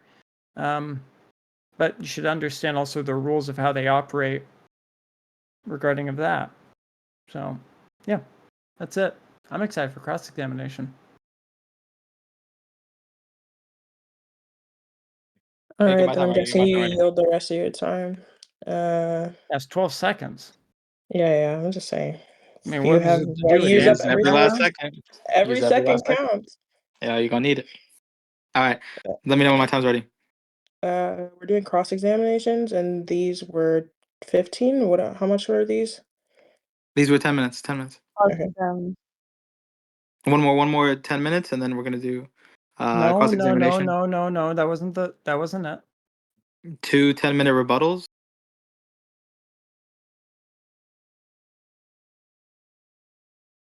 I thought the rebuttals were supposed to be 15 minutes. Yeah, Yeah, no, that's yeah, what I no. thought they So were 15. Squiddy, wait, time out, Mm. Squiddy. Just to make sure, because Squiddy's the moderator, we both agreed to make sure the format was, because we changed it 17 minutes, 10-minute rebuttal, 15-minute cross-examination, Mm-hmm. 5 or 10-minute closing, we're done, and then I think the other person wanted to add a Q&A, we could add a Q&A. Yeah, There's that's why no that's why I rebuttal said to that. the Hey, rebuttal. one person, hold on. It's I straight into typed out. cross-examination. That can be a rebuttal, friend. Wait, 1 second. Sorry. That's Sorry. fine. That's fine. I typed out. Wait, I typed out everything that you said that we do. So it Yeah. was 17-minute intros for both of you. So you guys both get one 17-minute intro. And then 2 10-minute rebuttals means you each get 2. Yeah, let's It's look not at our 2 in DMs. total. Let's look at our You get DMs, 2. Bless. Let's look at our DMs. I'm gonna put it in the side chat where I put it for Bless in DMs. And then for the all right? cross exam, it's 1 15-minute each. So you Yeah, each bro, get Bro, one. this is why we you have don't to hit your go little through teary this. eyes Wait, today, bro. hold on, Yeah, Abdul. 15 minutes. So yeah, cross exam's supposed to be 15 minutes. No, wait, this is the wait. Okay. I said we can do. I said we can do All right, no, cross. we can do it. I said yeah. Wait. This is what I Let said. me, So this is what I said. let me And use the I put it. restroom. Look, I put it in the can side do chat. your I put it in the 10-minute. side chat. So No, everyone yeah, look. Everyone can look in the I side chat. didn't Like see that. Yeah. I didn't see the 2 there you times. go. You can do your extra rebuttal. That's fine. There you Yeah. go. Give me 1 Okay. second. So Let me this use is the why restroom. you don't take a little swindle and then like hit your cherry ice flavor. Okay. Abdulaziz, there's no need to talk. Squiddy, Yeah, I'm not gonna Abdulaziz. lie. Why What? you- Abdulaziz. The Okay, problem let's is you don't calm realize is your down. worst nightmare is waiting for you in the Bro, cross but the problem examination. is No, like You we okay, really just need want to okay, that shut laid up. out, okay, and then like okay, Let's okay. chill. It's all right. Yeah, It's all right. Abdulaziz, you need to Like, shut up. I'm just using the bathroom because Yeah, I'm gonna kick you in because this if you're gonna crack. insult, then I'm gonna figure insult it you out. for Like speaking like keep sucking on that an vape. hour, speaking like Yeah, okay, keep Christian sucking on that Okay, vape. okay, Sucking okay. on that Both vape. of you, stop. Yeah, Stop. Squiddy, bro. It's between me and him, bro. Like we don't need a little pet. Okay. All right. I was just joshing. Leafy, help. Okay, all of you guys need to calm down, please. Every Yeah, single guys, one can of we just you. keep it respectful? Like, you guys had a Yes. good back and forth, Very so just keep it difficult. on that wavelength. Keep it on that It's wavelength, very guys. difficult to make 2 grown men be quiet. So it's just, Yes. I will unmute all 3 of you. Please keep it respectful. Abdulaziz, that includes you. I agree. Again, I'm gonna do this server or like this announcement. Kids, do not drink and do drugs, please. don't drink, Uh, don't do drugs. And in the if side you're learning chat, anything from please. this is why. Okay. No blasphemy on either side as well, bro. I hate to have to remind you guys, bro. Who else did I not unmute? That's easy. You can literally unmute yourself. Why are you making me do this? Okay. Okay. When you're ready, let me know and you can begin. Bro's taking a piss. Okay. He said that you can go, but obviously I think Why he should would be as I well. go? Like Obviously, why I would I think go? he I mean, it is like obviously I think he that he has been should be here disregarding everything I'm too. saying. Hey, Yeah, Bro, he's he being has a little eager to like listen disingenuous. to everyone. He's like, I'm not even gonna respond to anything at all. But bro, like, it wouldn't make any difference, bro. Bro, He's not stop responding to giggling, anything. Stop giggling, bro. Oh, everybody, I forgot. To the people in the audience, thank you for being here. Don't forget there is a Nitro giveaway going on because of the debate. So go and enter into it. They muted Why was me, I Religion of muted? Peace. No way. Squiddy, are you real? Squiddy, mic up, bro. Are you real? You cannot be real. All right. So, do your 10-minute. I'll do my 10-minute, and then we'll do this cross examination because I really just care about cross examination. All right. Yeah, sounds I good. really just give a shit about cross examination. I don't care about all this opening bullshit. Same here, but we have to like actually. Okay, well, do you want to cut it to address 5 minutes? So you don't like, because Mm. no offense, Abdulaziz, because everyone else can attest to this. Most people like you talk like five Eminem minutes, from Rap five God. minutes, 5 minutes, 5 minutes. Well, I So- told you. Well, yeah, that's why we're doing prolonged time, but you're trying to shorten the time. So, okay. I mean, if you want to Or do do 10 prolonged minutes, time I'm so we not can get running everyone. away from you, boss. You can do Alright. 10 minutes. I don't care. Beautiful. You want 10 minutes? Okay, let's go over it. 10? Yeah, I want 10 minutes. Yeah. Okay, when you're ready, let me know. Okay. So, start it.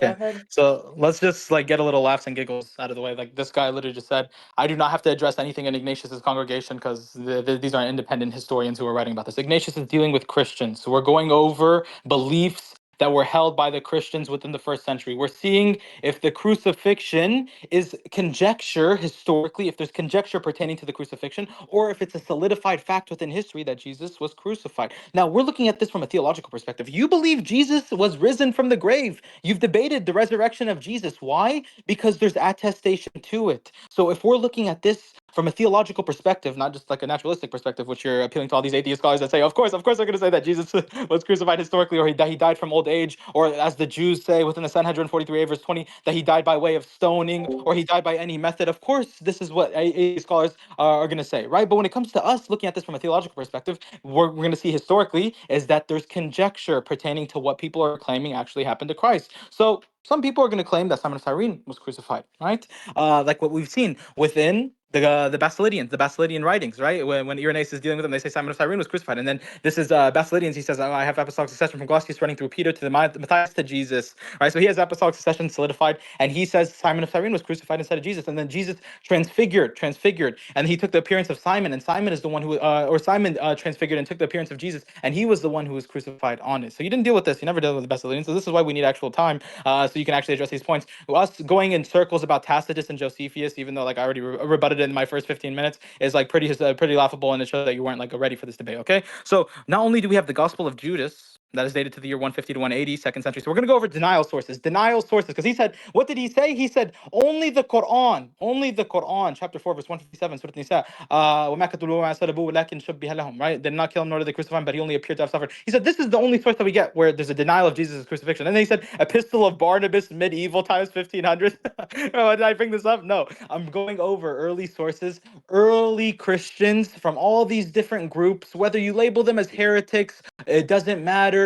Do not commit the genetic fallacy where we disregard the content of a source just based, or the content of a specific source just based on the group or the founder of this religion. Right, we're not going to commit the genetic fallacy. The history like knows no religion, right? So when it comes to attestation, when it comes to writings that we have, Nag Hammadi, preserved the Nag Hammadi literature, preserved from the church fathers, where they're dealing with all these quote unquote heretics who deny the death and crucifixion and resurrection of Jesus, right? Then we can use this as a source to understand that there would have been theological disputes and different narratives pertaining to what actually happened to Jesus. Exactly what the Quran says. You don't even realize, blessed, that this proves the Quranic narrative. Why? Because the Quranic narrative says that there was ikhtilaf, difference of opinion pertaining to what happened to Jesus, that the people had shak, that they had doubt.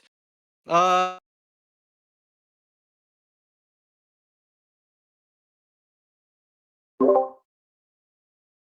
you good, bro? I was I reading a think book. I guess he think maybe he backed got a out. I call or lost something. interest in what he was saying, but he can Yo, don't be continue as rude. he'd Okay, like. I'm back. Okay. You So were anyway, at 6:53. to Hold continue, on. Okay. Give me Yeah, like I 10 had more 2 seconds. Yeah. Yeah, just give him 30 seconds back. It's fine. Like 15 seconds, man. Okay?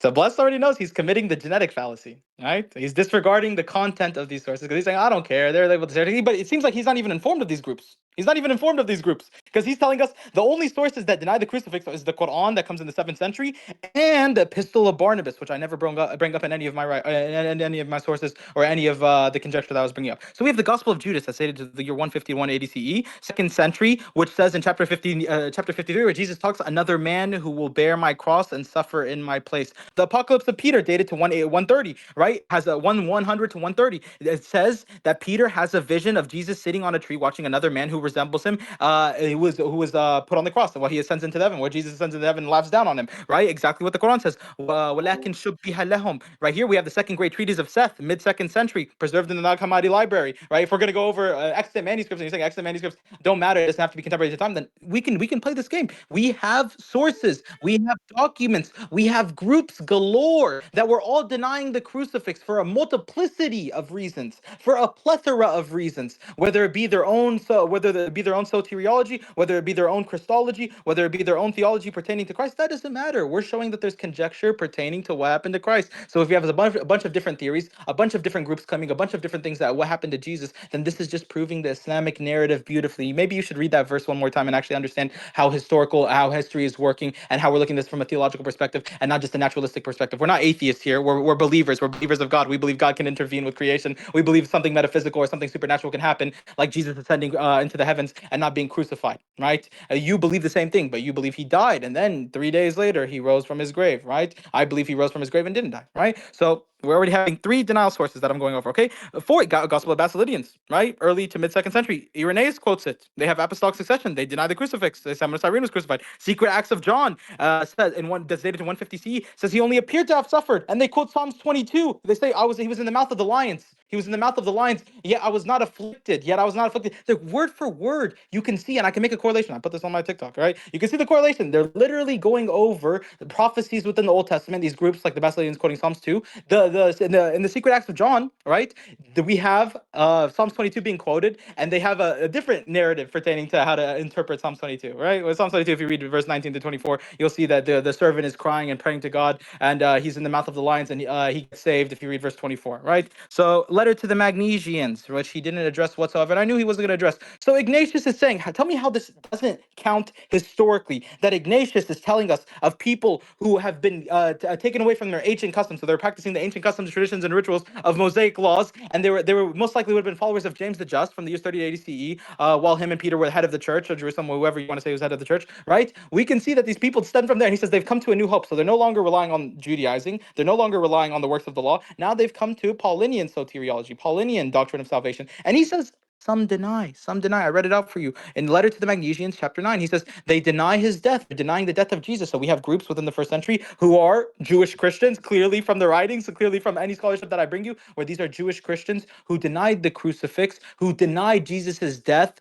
and these Jewish Christians, what we know of them historically, like the Ebionites and Nazarenes, the early Nazarenes who were tied to James the Just and tied to the other disciples, we know that they would have accepted a prophetic Messiah, not a divinic Messiah. We know that they would have accepted a monolithic unipersonal idea and concept of God. We know Alan F. Siegel says they were the majority within the first century. We know from Hans Joachim Schoeps and his book Jewish Christianity, he says they rejected a soteriological interpretation of the cross, and they still kept up the works of the law, and they believed the Old Testament was corrupted, and they believed everything pertaining to what we believe of Islam. And that's why scholars like Jeffrey J. Butz, even Hans Joachim Schoeps says in his book on Jewish Christianity, page 142, and in the conclusion of Jeffrey J. Butz's book, The Lost Teachings of Christianity, we say the Islamic narrative of Jesus is very much in conformity with that of the Jewish Christians, right? So we have understanding. So now I can prove exactly the Islamic narrative that I wanted to prove, the Islamic narrative, the Islamic belief pertaining to soteriology, pertaining to the idea and the mission of Christ, pertaining to who Christ was, pertaining to who God is, a monolithic unipersonal idea and concept of God, is all there within the first century with these Jewish Christians who are denying the crucifix in Ignatius's congregation. You can, but you're not going to address any of these sources. So what do we have? Ignatius's letter to Magnesians, a denial source. What we have, the letter to the Philadelphians, first century denial. Letter to the Cimmerians, first century denial. Paul's writings debating those in his congregation, like if we see in Galatians chapter 3 verse 1, where we see like all throughout this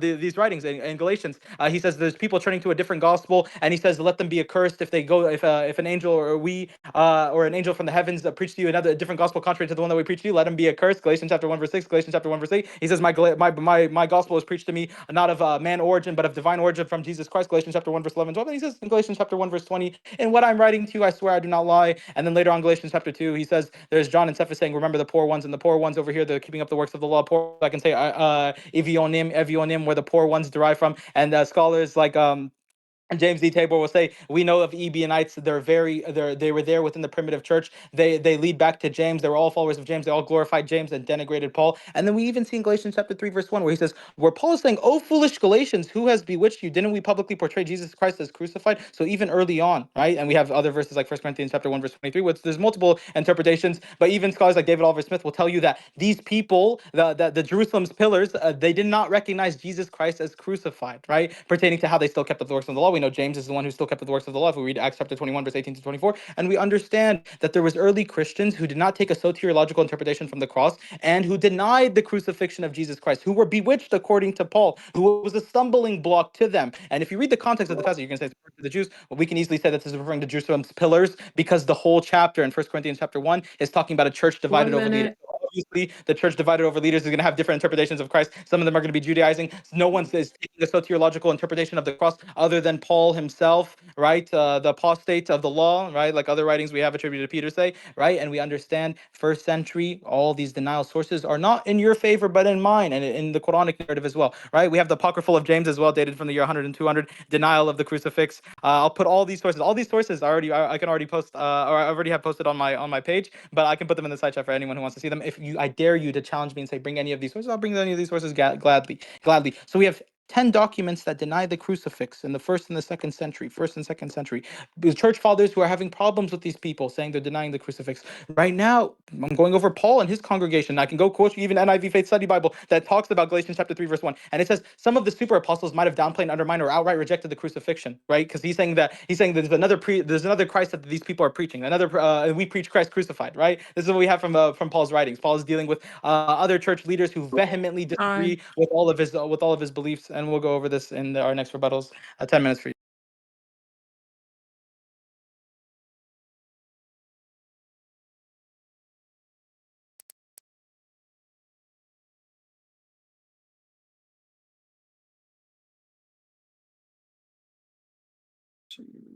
You okay over there?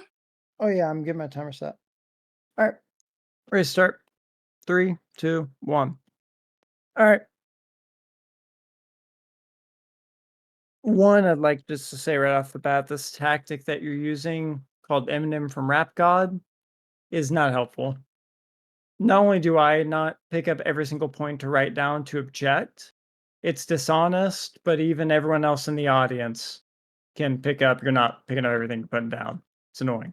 But from there, let's go to some main points. One, you keep mentioning this whole deal of that this is a theological question, not a historical question. I'm not sure like where you're at. This is a historical question. Was Christ historically crucified is the question. There is no theological ramifications behind that. This is not a question about Christianity's reliability or anything of that. It's about was Christ crucified according to what we consider historical documents.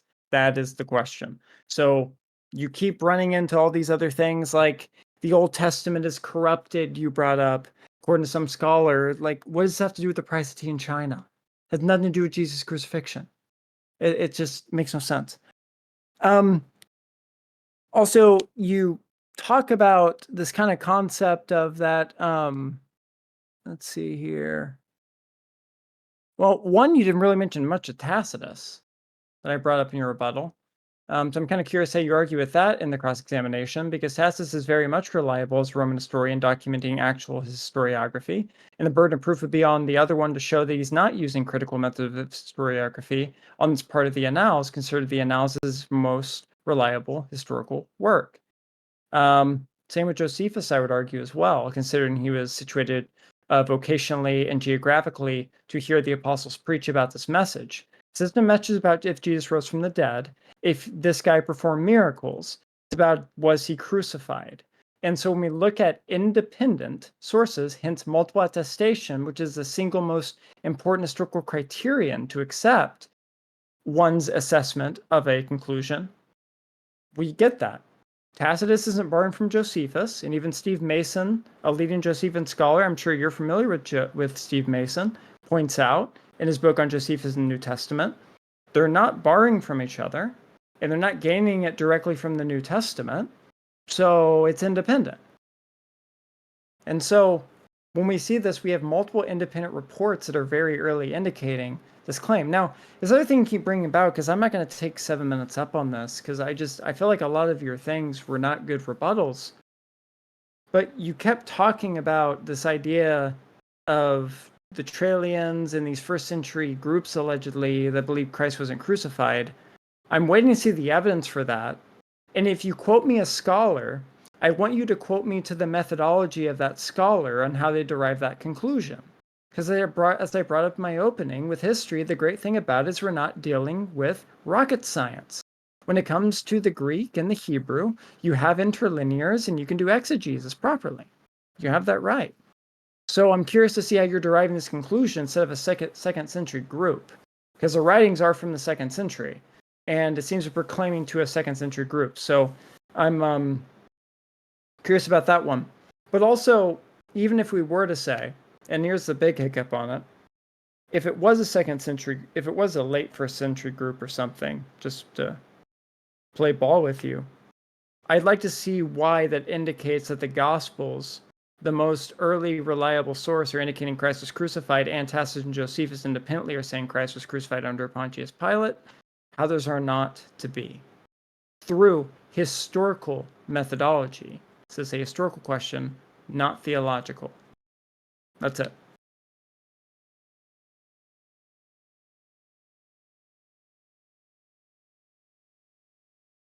Your turn. Cross-examination. Let's go.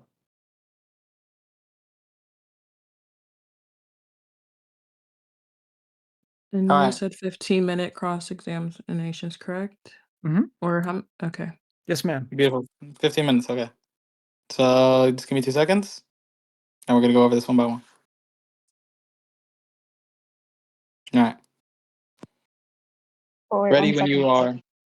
Oh, wait, just to clarify, everyone's familiar with how a cross exam works. Yep. Yes. No The asking only questions thing I back. ask is if he asks me a question, I can answer it within 20 seconds. If it's over 20 seconds, and he can switch switch it. Because what I'm not going to do is him ask me a question, me in the middle of answering it, and then switch it within 20 seconds. Not doing that. Give me 20 seconds Yeah. to answer your question. Move on to the Figured it out. next. That's 3 questions per minute. You have 10 minutes. That's 30 questions. Okay, and let me know if this seems fair. If the question is just a yes or no, then you answer with a yes or no on both Sounds good. sides. Sounds good. All right, Sounds good. we're all good. Yeah. All right. All right, let's go. 3, 2, 1. Let's go. Okay. Letter to Magnesians right here. So Ignatius says, and I'll just read it out real quick for you. Okay. If therefore those who were brought up in the ancient order of things have come together, come to the possession of a new hope, no longer observing the Sabbath, but living in the observance of the Lord's day, on which also our life has sprung up again by him and by his death. Whose death? Blessed. Whose death? Whose death? That was Are you a asking me a question question? towards you. Yep. It's not like yes or Who's no here. It sounds death? rhetorical. Who's death? It's not just gonna be yes or no. Like we can like I can ask I you know, like. but it sounds rhetorical. Okay, yeah. Whose death? Who's death? Okay, so whose death? Obviously Jesus is, right? Whom some deny. Whom some deny. Is this Ignatius talking about people who denied the death of Jesus? Yes or no? And scholarship is right there, so you can know. Yes. Matt McCluskey. Yes, Beautiful. Ignatius is talking about people during his time period that are denying the death of Jesus. Beautiful. So right here we have a belief held by Muslims in today's day and age that Jesus didn't die. That Ignatius is In saying the that second century. people within his provinces had this belief. Magnesians. So Ignatius is writing these letters when? Do you know? Just yes or no? Yeah, second century. No. What year? What year exactly? Do you know? I don't. It's early second century. 106, the year 106. He's writing these letters, and he's Well, commenting. that's if you go to These Wikipedia. provinces. Yeah. He's writing on these cities. No, I can appeal to Matt Milkowski in this book, even in this book that I quoted right here. Go I to can appeal to him. Wikipedia. Have fun with it. Yeah, what? So early second century, year Right there. 106. Year 106. People are denying the death of Jesus. Okay, next letter. One by one, we're gonna get him to concede on this one by one because he doesn't want to address this in any of his rebuttals. So we're gonna have to get him to address it whenever I'm in the Q&A. Okay, so right here. Next letter, right here. So letter to the Trallians. I'll put it in the side chat. It's for my notes. Okay, and letter to the Cimmerians. Right here. So let's just read these two. Okay. Would you like me to read for you, sir? Of course, if you'd Of like. course. Okay. I can read the highlight point just to make it easier. Dude, let's read in context. Okay. But if Okay. as though some, I'll just read it. But if as some that are without God, that is the unbelieving, say that he only seemed to suffer, they themselves only seeming to exist, then why am I in bonds? Why do I long to be exposed to the wild beasts? Do I therefore die in vain? Am I not then guilty of falsehood against the cross of the Lord? Right? Is this Ignatius dealing with people who say Jesus only appeared to have suffered? He didn't actually suffer in reality, he only appeared to have suffered? Just yes or no? Correct, in the second century. Okay. Does the Quran say وَلَكِنْ شُبِّهَ لَهُمْ? Did that Jesus only appear to have suffered to his people? Correct. And Beautiful. Did you say that the only sources that say that Jesus that deny Jesus' death and that say that he only appeared to have suffered is the Quran chapter 4 verse 157 and the Epistle of Barnabas that comes in the year 150 the 1500s? Did you say that? denying directly the crucifixion, yes. This is not a deny. It's word for word. Whom some deny his death, and they're saying that he only appeared to have Nope. suffered. So right Nope. here, bless the argument, the debate is conceded. You right asked here, me a the debate is question. Do you conceded. want my answer? You gave me your answer. What? No, Why are you no, getting no, all no, scared? Why are no, you getting all no, scared? because you Okay, didn't go ask ahead. a yes or Go ahead. no. Go ahead. Go ahead. I said yes or no. Did you Yeah, say I that can the only answer it real sources? quick, very quickly for you. Go ahead. Go ahead. Go There's a ahead. difference because even as Islamic tradition, even Uh-huh. early on when it comes to Gnostic tradition, there was ideas of how if Christ died according to Neoplatonic philosophy, right? Okay. And so the idea is derived, like you talked about earlier, docetism would be one idea, but obviously there's a difference between the spirit and the flesh, and there's multiple different ways of Christ's denial of crucifixion from the 2nd century onwards. And so, no, it's not going to be comported exactly how the Quran has it in the Epistle of Barnabas. Nevertheless, it's an echo of what is to come. Okay. You finished? And this is So Solomon Morad from more than Yale 20 in seconds, bud. Islamic Studies More than that 20 has seconds. this. More than 20 seconds. You wanted 20 seconds. More It than 20 wasn't more seconds. than 20 seconds. Don't Go eat ahead. up my time. That was more than 20 seconds. Okay. Anyways, this is already the debate is conceded. You're saying the Islamic belief was there held by Christians in the early first century. You're gonna say they're Docetists. Whoopsie. I have Matty Mikulski right here, the formation of the early church, who says these weren't Docetists, who he says I argue they weren't Docetists, and Wait, I'm they sorry. denied. I'm gonna read. I'm gonna read if you'd like me to. Okay. I never They- once they- said early first century. That's dishonest. I have to speak about that. I said 2nd century. I've said it for every one of your writings from the trail ends. In other words, it shows yeah. early to mid Year 2nd century 106. Year development. 106. So the Gospel of Not John. When early is the first Gospel of John? century. Don't put words in my mouth. Do scholars date the Gospel of John to the year 110? No, only No. John 90 to 110. Okay. Well, right here, scholarship, right here, side chat. When is the dating of the Gospel of John? Scholars assert year 110, 90 to 100, 110. 110. Right. So, Did you know Mark? you're going to take the Gospel of John as a historical document. So we can take Ignatius of Antioch and his congregation, who's writing against Christians, who obviously they didn't poof, and these beliefs spawned out of nowhere. Obviously, these beliefs were held earlier on. Why? Because he talks about the Magnesians in letter to Magnesians, how these people abandoned their ancient customs, how they abandoned the Mosaic customs and traditions and rituals that they would have been upholding under the Church of Jerusalem in James's congregation, right? And he says they deny. They come to Paulinian Christianity and they deny his death. They deny his death. So we can say that this traces back to James. This belief traces back to James because these are people who've moved away from the Christology and the soteriology and the theology of James, and now they're still coming to Ignatius and they're saying we don't believe Jesus died. Why? Because maybe he told some disciples that I wasn't gonna die. Maybe I'm sorry, there is was there a question here somewhere? yeah. You said what?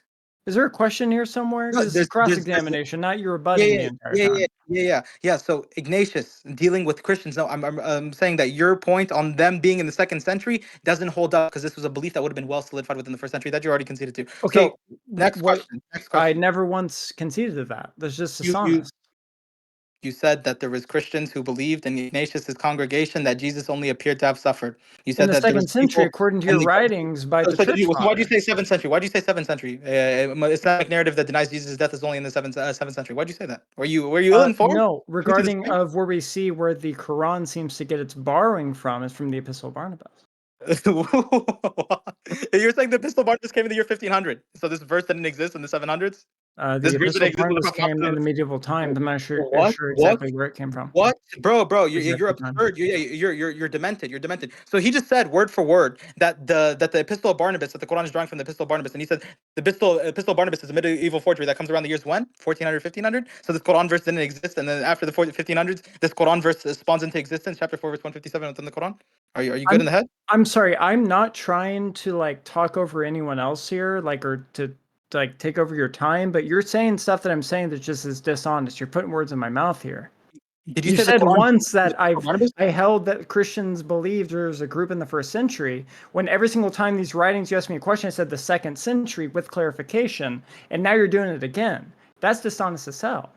What are you Bro, doing here? bro's not even tracking what he said. You said the Quran draws from the Epistle of Barnabas. So, anyways, let's move on. Let's not hear you complain and like rant. Epistle Like Barnabas is later than the okay. 2nd century. You're So still right here, proving I'm my gonna read point. Raymond Brown. I'm gonna read Raymond Brown. So Raymond Brown, when we look to John's Gospel, Raymond Brown talks about why he rejected the Simonian tradition. However, and this is in his book, The Death of the Messiah, Raymond E. Brown, in volume 2, he says in page 917. However, there seems to be a deliberate quality, and I put in the side chat. You can read along with me, Habibi. Okay. However, there seems to be a deliberate quality in John chapter 19, verse 17, indicating that while John knew the Simonian tradition and thus implicitly testified to its antiquity, he rejected it for his own reasons. Why would John so firmly reject Simon's role in favor of Jesus carrying his own cross? Some think that the above mentioned Gnostic view, denounced by Irenaeus, in which Simon was the one who was crucified, was already in circulation and John was refuting it. So we have Raymond Brown saying it's a scholarly opinion to hold, and we know of other groups that claimed apostolic succession, saying Simon of Cyrene was the one who was crucified and not Jesus. We know this in Irenaeus of Leon's congregation, where Irenaeus writes about these Christians, the Basilidians, how they had apostolic succession, and they say Simon of Cyrene was the one who was crucified instead. Why is the scholar saying that John might be refuting the Simonian tradition that would have been in circulation? So do you think I can make a plausible case that Simon of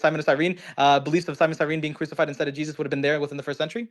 We have apostolic succession. We have Irenaeus of Lyons. We have the scholars agreeing with me. Blessed, your mic is not on. Yeah, or we it's- can't hear you, bro. Yeah. My bad. Can you like repeat that? Because you're doing this like eminent reptile thing. So Simonian tradition. Why is scholars saying the Simonian tradition dates to the first century? Why do we have attestation from Irenaeus of Lyons where Basilides is saying that this idea of Simon of Cyrene being crucified instead of Jesus traces back to Jesus himself? Well, the only problem they have is Raymond D. Brown's Birth and Death of the Messiah, that I'm pretty sure you're getting this from. He doesn't give a methodology on why he breaks down that conclusion. Okay, so They're that's just the taking a death of the scholar for Messiah. his word. It's the death of the Messiah. Okay, so why did John omit this? Why did John omit the Simonian tradition if all the gospel narratives don't omit the Simonian tradition? Why? Can you give me another different inference? Well, again, I think there's a very big back and forth on that. But again, it doesn't hinder anything of if Jesus was crucified or not. Because even as Blomberg points out, that it's not that, like, it's a back and forth position when it comes to John.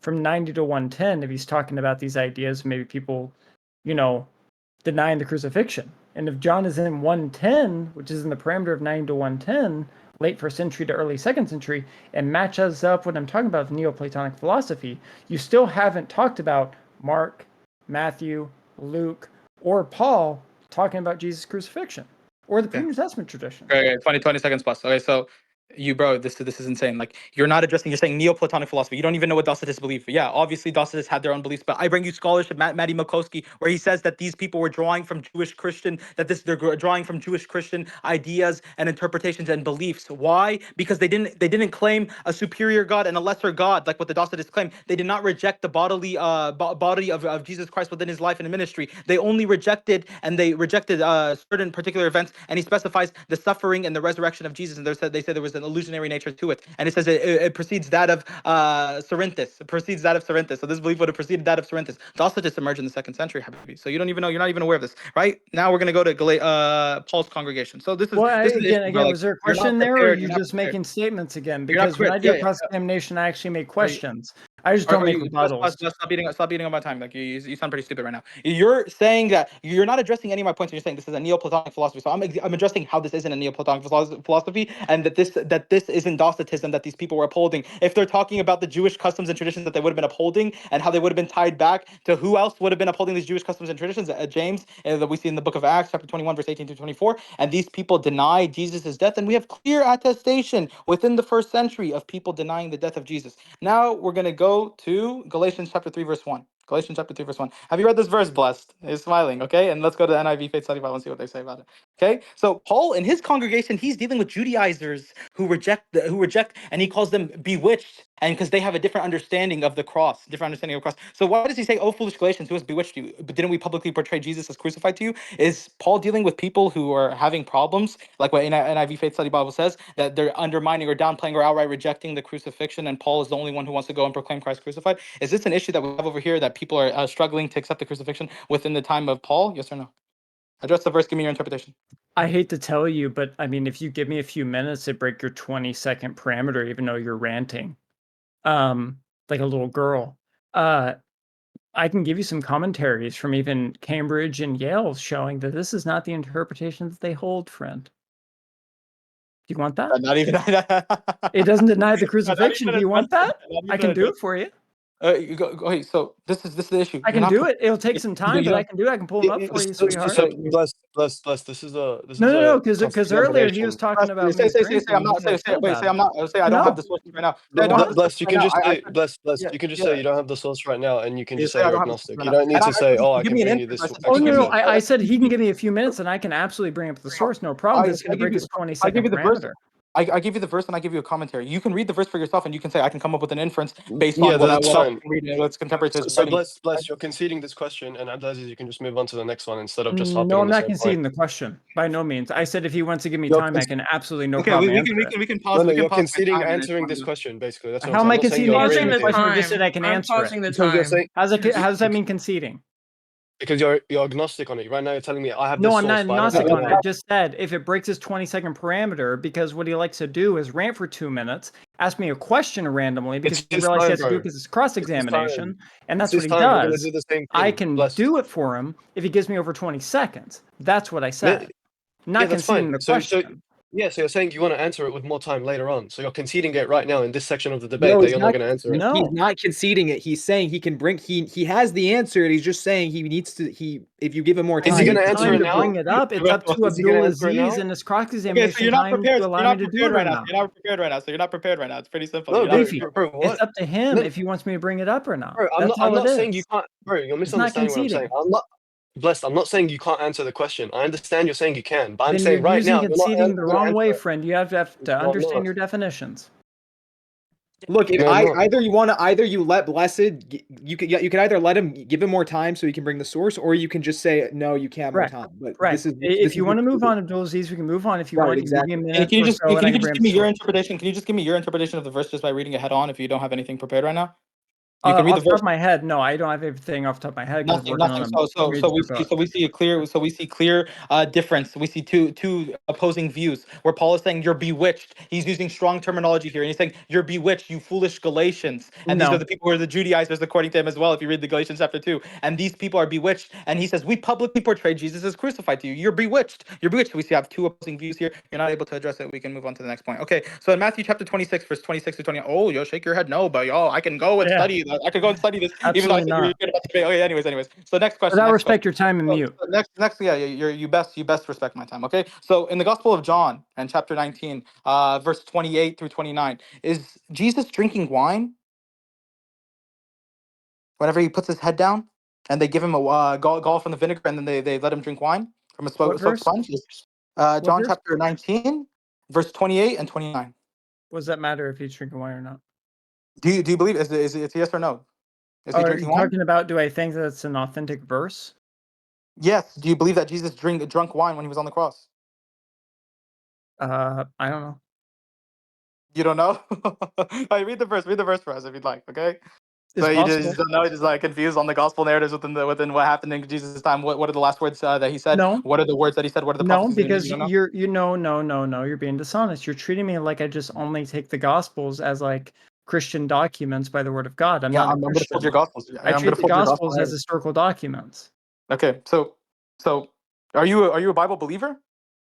I don't know what that means. Do you believe in the Bible? Do you believe Jesus makes prophecies and these prophecies come and are fulfilled? Do you believe in like messianic prophecies and things like this? Wouldn't this be a red herring or a No, whataboutism? no. It's pertaining to I'm attacking your standpoint on the crucifixion, and it's a biblical view and a historical view and the Quranic view pertaining to the No, it's crucifixion. If a you conjecture and if there's issues with the Christian narrative pertaining to the crucifixion. So this is what you're doing. You're LARPing and you're messing around right now and you're wasting my time. Do you believe that Jesus drank wine when he was on the cross? Yes or no? don't know historically. Don't know history. So you Bro just threw his Bible completely under the bus and says, I don't know historically if Jesus drank the wine. So why are you appealing to the Gospels as a historical document if you're going to say, I don't know historically if Jesus drank wine when he was on the cross? What the hell is Is this? that a Okay. question? Anyways, we're Or going is to do that we're a going to do this. rhetorical question? I'm I going need to to tell you. know. I'm gonna tell you. So yeah, bro, it's based on it's doing an internal critique on the gospel narratives, and the gospel narratives how they completely fold themselves with all these internal contradictions within them pertaining to them. Okay, so if Jesus says in Matthew chapter 26 verse 29 that he will not drink of the vine until he's back in the heavens, and we see in John chapter 19, and this is Matthew 27 is when he's crucified, Matthew 27 verse 40 through 50, and we see in John chapter 19 it says that he drank from the gall of the vinegar, and then who do we have over here? We have C.K. Barrett right here. C.K. Barrett. I know I'm pretty sure you're familiar with C.K. Barrett, where he says in the Gospel according to John, C.K. Barrett, an introduction with commentary and notes on the Greek text. Right here, he says in page 553, he says there's no point in trying to harmonize this passage with Jesus' Last Supper promise, not recorded by John, to drink no more wine until he should drink in the kingdom of God. So why does Jesus make a prophecy saying, I will not drink of the vine until I'm back in the heavens,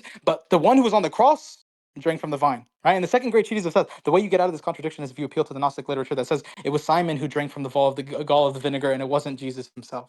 Okay, so can you reconcile this contradiction, or is it just a plain contradiction within the text that completely folds your crucifixion narrative? Let's give him 20 seconds to answer. This is a question? This is your question, and this is the last question. All right, perfect.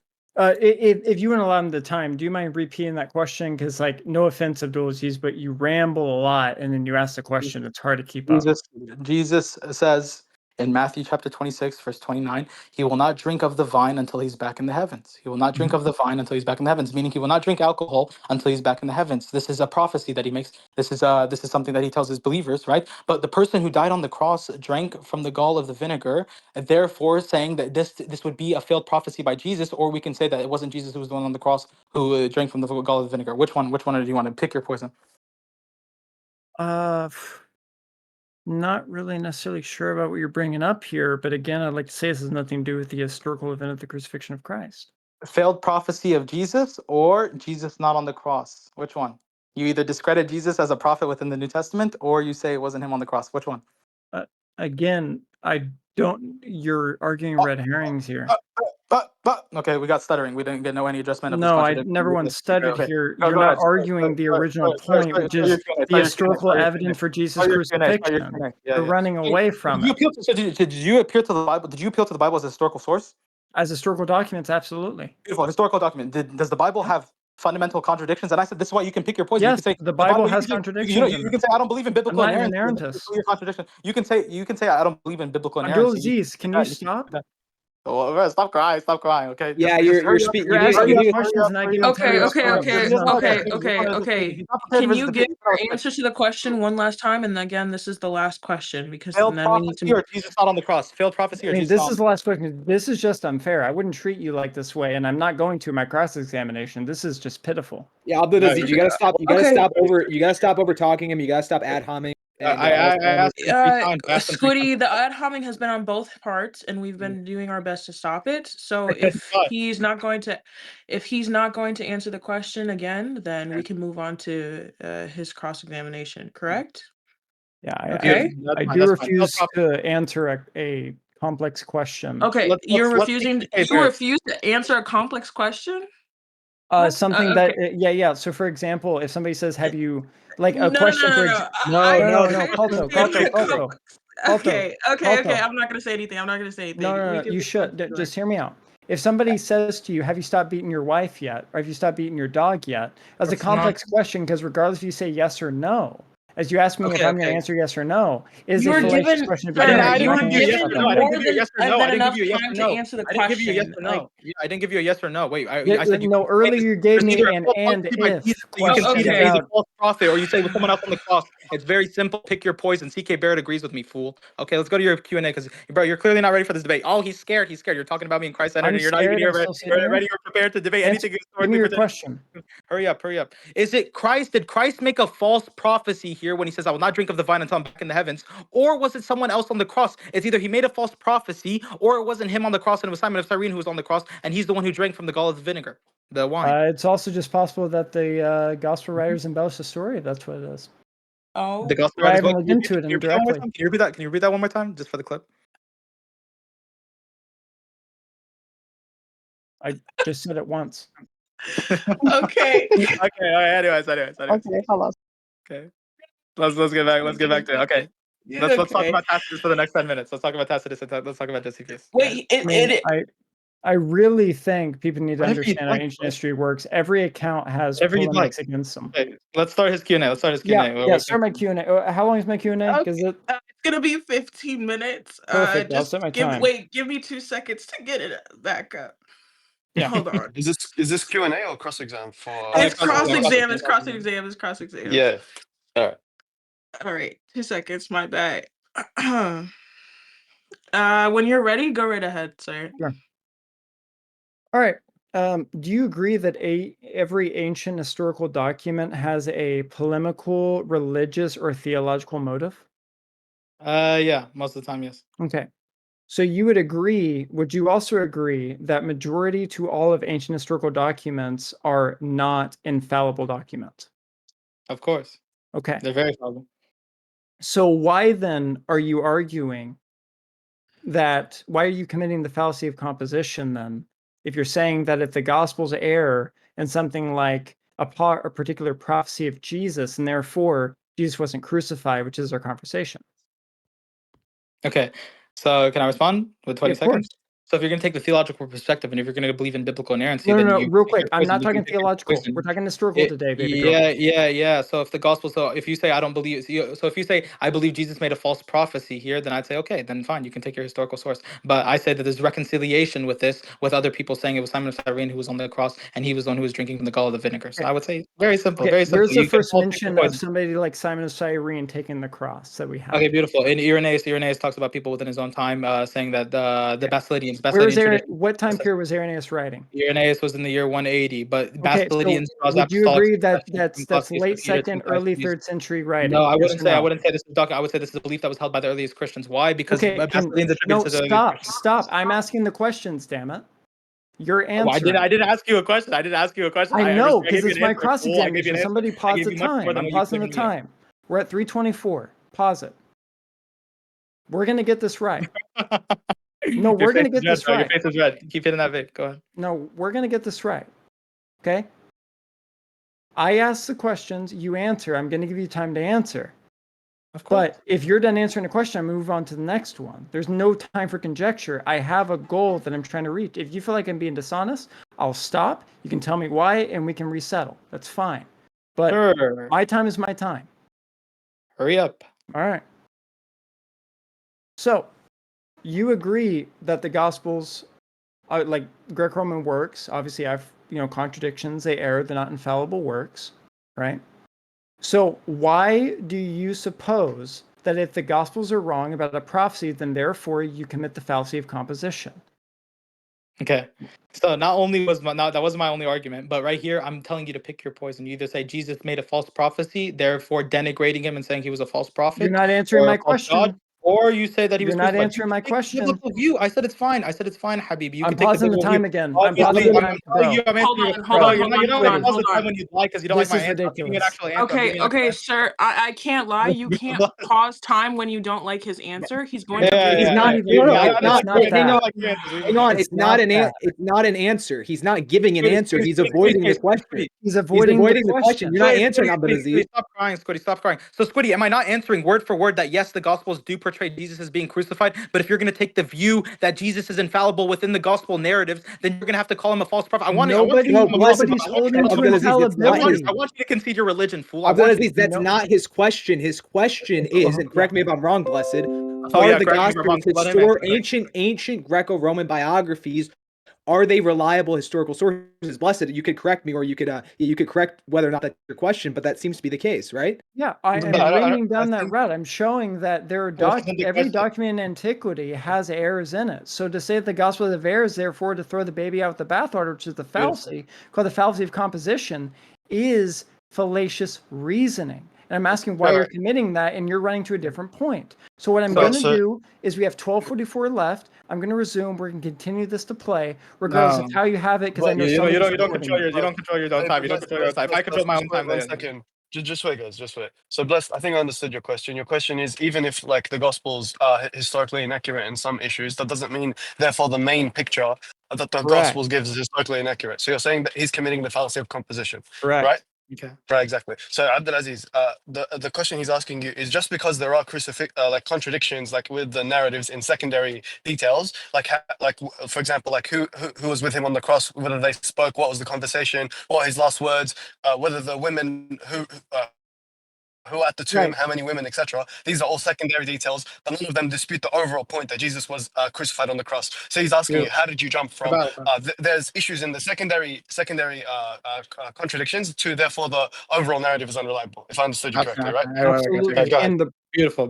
And I'm gonna answer the way I like, bless. You got 20 seconds. Go for it. Yeah, beautiful. So if the Gospels, obviously, we're taking the Gospels as a historical source on your part, right? I'm taking other attestation on my part from all these other groups and from these church fathers and from other writings that deny the crucifix. But you can say, yes, the Gospels clearly portray Jesus as being crucified. No one's gonna argue with that. Obviously, the Gospels say that Jesus was crucified. Matthew chapter 27, verse 46, all over Mark, all over John, all over Luke, they all unanimously agree that Jesus was crucified, even though they're copying all off one another. And these Gospels are coming much later on than the time contemporary to the time of Jesus. But we can obviously infer from this I'm passage sorry. That's the 20 seconds. I gotta cut in. I gotta cut in.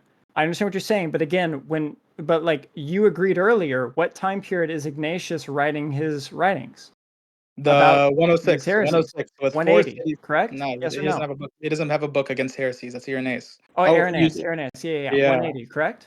Yes, Irenaeus. Right. Yes. So would you agree with me that is late 2nd to early 3rd century, writing about somebody within that period? Wait, why are you saying 3rd century? This is 2nd century. Yes, and Irenaeus is Late commenting on 2nd, Christians. early 3rd century. Yeah. No, this is late 2nd, All early right, 3rd century. Early 3rd you're century is arguing the year. Yeah, semantics. So early 3rd we'll century. go back to the main point. Yeah. So So Irenaeus again, is commenting on Christian. why are early you beliefs. committing? Why do you think you're not committing the fallacy of composition with saying that the Gospels err on a few different points? Therefore, Jesus wasn't crucified. That's not my point. My point is there's conjecture even within the New Testament documents and within the history. That's my point. If you don't Right, understand but this, then you're a fool. If you don't understand this, then you're a fool. No. Time out. The issue is that the problem is that when you brought up the church fathers, because it's my time to speak, church fathers you gave for an argument against will be something that's deriving of a time period during the 2nd century, which I already argued for, right? So why are the Gospels not used as 1st century reliable documents of the historical Jesus when they're the earlier attestation documents to Jesus? All right, beautiful. Because I think there's influence. Obviously, the Gospels have influence from Paul, and Paul's Okay. soteriology is the But one that you, right, corrects. okay, So fantastic. You yeah, answered the so question. obviously, You answered the yes, yes. question. You answered the question. You can say What your is it? belief. No, you answered Yeah, the question. You answering. answered the question. I'm You answered the answering. question. You answered the Okay, question. okay, that's fine. That's fine. What is, yeah, you're wasting my time. Quit Stop it. jittering.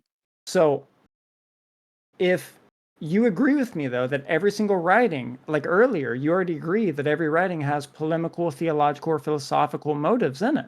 So why are you saying that because the Gospels have a religious, philosophical, and theological motive, and therefore they're unreliable? How are you getting to that conclusion? All right, beautiful. Because if this is influenced by Pauline doctrine of salvation, and the Gospels need to portray Jesus as crucified for all of the laws to be fulfilled, for the redemption of the curse of the law to be redeemed, and for Jesus to die for our sins, then obviously this is a belief that's going to be portrayed within the Gospels if Paul is the one who's influencing all of this, right? So I'm going to say you have Paul, and I have every other group that denied the crucifix within the 1st and 2nd Right. century. And I would argue that your groups that you have, you've only showed are 2nd and 3rd century groups. No, their beliefs are But beliefs. now it's my time to speak. Stop it. So you didn't can address close Paul's it off in congregation. your cross exam. Yeah, but you didn't address Paul's But congregation. so remember that. but here's the funny part. It's my time to speak, so shut up. So hurry up. here's another thing. Why do you think that atheists and non-Christians and Christians alike along the theological spectrum, to a unanimous consensus, agree that Christ was crucified historically? Beautiful, because they're going to go over the naturalistic way of naturalistic way of looking at history. So What do you mean obviously, naturalistic? Can you explain that to they're me? going to say Jesus. They're going to say that Jesus either died by natural causes, and they're not going to say that he was ascended into the heavens because this is Okay, something that's right. But this is something Abdulaziz, that's time out. Wait, supernatural. Hey, you're done answering. You're done answering. I'm not doing. doing this. I'm not doing. Pause. I'm not doing this. Stop If I say crying, bro. I'm stop, you answering mean your stop. question. Stop crying. Stop crying. I'm answering your Bless, question. bless, I'm not bless, doing bless, this. bless. You have the right to answer. No, Ask whatever question you I want, don't and want he it. has the right to answer however he wants. You Correct. can't like Yeah. force him to answer Correct. the way you want, But right? what he's So, doing is if you want me, choosing. if you want, blessed, I think if you want, like, I can be an intermediary, so you can ask like what Yes. question you want, and I'll make sure to hold him to it عادي if عادي that's what you want. خليه عادي. Because my problem is this: is that I'm answering a question. Either he's taking up a lot amount of time, or two, he's not That's answering fine. the That's fine. question I'm asking. So I gave you So 30 I think seconds the to last look over the question, question just you to answered. Abdulaziz for a second, bro. So I think the question you asked is about historical analogy, right? So what do I'm you mean by asking why do naturalism? all these historians? Right. But you were specifically talking about them assuming naturalism, right? And you were asking him to explain that, right? So I think he was talking about the historical critical method and how scholars assume like the most plausible thing is usually the naturalistic explanation, right? So I think you're asking about that, correct? And he's asking Correct. for my understanding. Why would I assume this? And he's only giving me 10 seconds before he's No. cutting on. I want Bless to just confirm that. Like, so what's your question about that specifically? Yeah. No, that was because he's saying, well, it's a naturalistic event, and I'm curious why Yes. you're saying it has to be like. Of course, a crucifixion is a naturalistic event. That's why I'm curious, like this naturalistic idea. Beautiful. That's why I'll address this. Christians and non-Christians are agreeing. I'll address this, and I'll help you understand with with a better perspective. Okay. So looking at history, right? If people are saying that Jesus resurrected, scholars in today's day and age, atheists and secular scholars, are going to say these people were on shrooms. These people were hallucinating. They didn't actually see Jesus. Jesus didn't actually resurrect. So me and you both reject naturalistic ways of Jesus's lifestyle. We believe that Jesus ascended into the heavens, whether it was after his death or whether it was before his death. We both agree on this, right? When it comes to secular and atheist scholars, they're going to say, oh, the most plausible way that we can look at history is either Jesus died by way of stoning, like what the Jews claim in their Sanhedrin, in their Talmud, or Jesus died by way of crucifixion, like what the Christians claim in their Gospels, or that Jesus died of old age. So they're going to come with these three interpretations, right? But you're the main. It's been 20 seconds. It's been 20 seconds. I've given you 20 seconds. Like there you go. That did not answer my question. I did answer your question. If you don't like the answer, I'll re-answer it. If Tacitus Josephus and the Gospels are earliest attested sources, way before the Quran, the Epistle of Barnabas, or the 2nd century developments of what Irenaeus talks about of these different heresies, why should we redefine a naturalistic event like a crucifixion to a miraculous or supernatural event? Beautiful. So we believe that Jesus did miracles. We believe that Jesus ascended into the heavens. Why? Because we have attestation within the 1st century pertaining to these events. I have attestation from these Christian groups that say that Jesus only appeared to have suffered and that he ascended into the heavens and he wasn't harmed and he didn't die, right? So I have my attestation, you have yours. What we see is conjecture. We don't see a solidified fact within history that Jesus was crucified pertaining to us looking at this from a theological perspective. So what evidence do you have, instead of, like, if you point to a scholar, can you give me their methodology, please, to say that these groups that Irenaeus is talking about in the late 2nd century are early first century groups? Yeah, so Ignatius, so this is very simple. So first of all, you keep going to Irenaeus. Irenaeus is in the year 180. I appeal to Ignatius, right? So you're getting these church fathers mixed up pretty simply, okay? My bad. So Ignatius, you know what I'm talking about. Beautiful. Yeah, beautiful. So Ignatius, both of them dealt with quote unquote heretics who were denying the crucifix. Both of them dealt with it, okay? So it's pretty funny, right? Ignatius, so it just shows you conjecture galore. But Ignatius is writing about these Christian groups. He tells us where they stem from. He told us their beliefs. He told us where they You're not came from. answering my question. Can you show me where he says that they're an early first century group? Beautiful. So right here, so we're gonna read Ignatius' letter to Magnesians. Okay, this you can pause your time if you'd like, but don't pause it for too long. I'm pulling it up right. I'm running my time. We're at 6:07. Okay. So someone else needs to track his time. Make sure he's not like cheating. Okay. So right here, No, letter to the he Magnesians. is. He's fine. Yeah, well, I know. He's like jittering. He like needs to get some like redemption. Okay. No, So I if just need you to therefore hurry up on this point, because I'm going to give you about 20 seconds and you're I done. need you to stop stuttering. Let me read. Okay. If therefore those who were brought up in the ancient order of things have come to the possession of a new hope. So he comments on this group and he says, they have been brought from the ancient order of things and they have come to a possession of a new hope. Read the letter to Magnesians chapter 9. So he already pinpoints where these people are coming from and what they were upholding. What were they upholding? No longer observing the Sabbath, which the only inference that we can come to is that they were once observing the Sabbath. Who was observing the Sabbath? Who was upholding the Mosaic customs, traditions, and rituals? James and his congregation. And we see this from Acts chapter 21, verse 18 to 24, where they were still upholding Mosaic law, and they were living in obedience to the law, upholding Sabbath, upholding circumcision, upholding all these dietary restrictions and laws. So we know where these groups came from. We know what their what their theology was. I got it. You've been talking for a minute. Hang on, stop. It's my time to speak. Stop. I asked you a question. You gave me the answer. You brought it up. So based off that passage, why do you say, like, what is the evidential line to propose over to say that the idea that he's talking about a group that is early first century instead of a group that was Christian that dived into Gnostic practices in the 2nd century? Beautiful, because he tells us of their views. He tells us of their views that they were upholding the Sabbath, so we know that they were Jewish Christians, right? When it comes that would to agree with my critique, though, because I just said a group holding to first century Christian ideals, because even Gnostic Christians in the 2nd and 3rd century held to Christian practices. You're going to consider any group. So how is that a critique against what I'm presenting here? So these are people who had Jewish Christian beliefs, and they come to Paul, or they come to Ignatius, and they accept Pauline Christianity, and he says they're still denying the death of Jesus. Okay, so you agree Ignatius is within the late 2nd century, correct? You can make a killer argument from silence, right? But obviously what we can see is that Jewish Christians that he's dealing with denied the death of Jesus, like what he says word for word in the letter to the Magnesians chapter 9. Read it for yourself. Nope, it's not a fallacious argument from silence by no means. Because again, as I reported, you haven't been able to argue against the Gospels yet, but we're going to move to something different because you haven't done well with that. Let's go with Tacitus here. What evidence do you have that why do you think Tacitus is gaining his information from a Christian source? Beautiful. Besides supporting and what you got? Because he the Christians because he's mocking the Christians. He's laughing at them. You think he's just? You think so? Like, I'm not asking you a question here, but just like kind of rhetorically. I'm sorry. Right? How is that not? How is that not? I'm answering your questions. I'm answering your question, ma'am. I'm answering your question. Okay. Like if you could let me respond. Okay. If you could let me respond, like let's Yeah, hurry you this got up 20 so you can seconds. get Go back to for painting it. your nails. I only got Yeah, 3 minutes. beautiful, beautiful. Because Tacitus is recording Christians who came up to him and he's mocking them for worshiping a God who received the ultimate punishment. You didn't know this? That Okay, he's time mocking out. the Time out. Christians What is your evidence for that worshiping a claim? God. That's a source. Beautiful, beautiful. Does he mock the Christians for worshiping a God who received the I'm ultimate sorry, you're punishment? asking me a question by cross-examination. You got to give me. I'm asking you a Yeah, question. yeah. I'm telling you. Does he mock the Christians? Or no, I'm not. I'm saying he obviously mocks the Christians for worshiping a God who's received the ultimate punishment, meaning that he dealt with Christians and he was trying to laugh at them and say, you worshiping a God who received Okay, supplicio, like what he says within his writings. so Abdul Aziz, real quick. So he dealt with Christians in an environment where Christians live, but how does that say? What evidence do you have to say he's getting that from like Christian hearsay? This is Robert E. Van Vroos says, literally word for Right, word. but, Jesus outside the New but did I Testament. not point out? Yeah, right. But what evidence do you have? Right, time out. I mentioned this earlier in my opening. Abdul Aziz, you gotta let him respond. This is cross I'm examination. answering his questions. Quitty, You're shut up. answering something. I'm going to respond. You could have done this during your cross-examination. You had every right to. I'm reading a scholarly source to answer your question. No, yeah, right. But I pointed out with Van Vorst earlier that he contradicts himself with Mayor Barra Serpion. So can you give me that? Can you give me Van Vorst's methodology and how he derives that conclusion?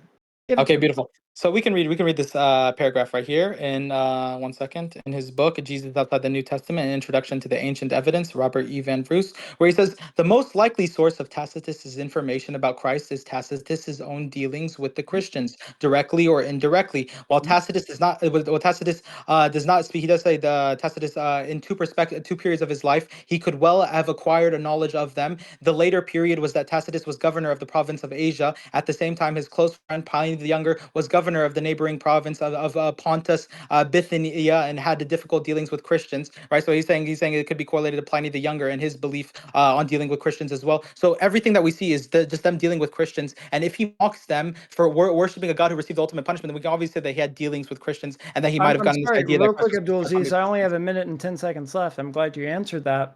There you go. Does he cite anything regarding of his methodology? Because that's not a methodology. He's just assuming things. So he connected him to Pliny the Younger. He talked about how they were governors. Right, but nobody in their right mind. When Pliny the Younger was governor of the neighboring province of absolutely, Bithynia and had difficult dealings with Christians, they directly had I'm asking a question. Yeah, I'm telling you. I'm answering you. No, I'm telling you. I you're answered your not, because question. You I'm keep still interrupting asking because the you're scared. question. I'm sorry you don't have to answer. I've got 43 seconds left. Stop. Longest 43 seconds of our lives. Go ahead. Yeah, shut up. Make it Yeah, go by stop faster. sweating. Stop sweating. So if it comes with Tacitus, for example, and you're saying that he's getting his sources from a Christian because of Pliny the Younger, what evidence do you have from that instead of causation equals correlation, which is a fallacy? Okay, beautiful. So he says at the same time. So this is obviously like how scholars are gonna use their methodology by making inferences. So if they say Tacitus was close with the friend at the same time his close friend Pliny the Younger was governor of neighboring province of Pontus, Bithynia, and had a difficult dealings with Christians, then we can obviously infer that they would have had experience with Christians. When I say that's not how history works, but what time is done. The time is done. Time is done, but that's not how history works. The time is done. If I say I'm gonna conclude. If the Tacitus is dealing with Christians, 10 seconds. According to every single scholar, and he mocks them for receiving the ultimate punishment, then we can only infer that yes, he had some experiences with Christians when he writes about them in his Annals 1544 and talks about where they were breaking up. We're done, Abdul Aziz. We're done. There you go. You got 10 seconds in. All right, so you got concluding remarks now and then Q&A, right? Yes, and they're both 5 minutes. Abdul Aziz, I believe that you begin. Okay, give me 2 seconds. Yeah, no issue. Thank you. Well, this has been a lively debate. Yeah, it has been. Right. Okay. Cora, you and I are debating next.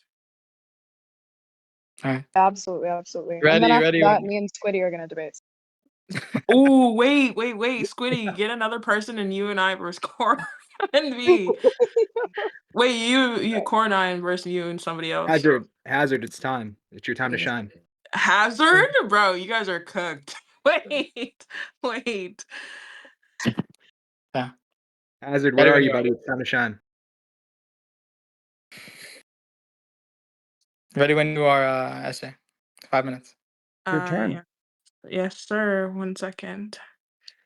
Yeah, I'm talking to Essay, bro. Like, I'm not gonna get my time ready. I'm not talking to you.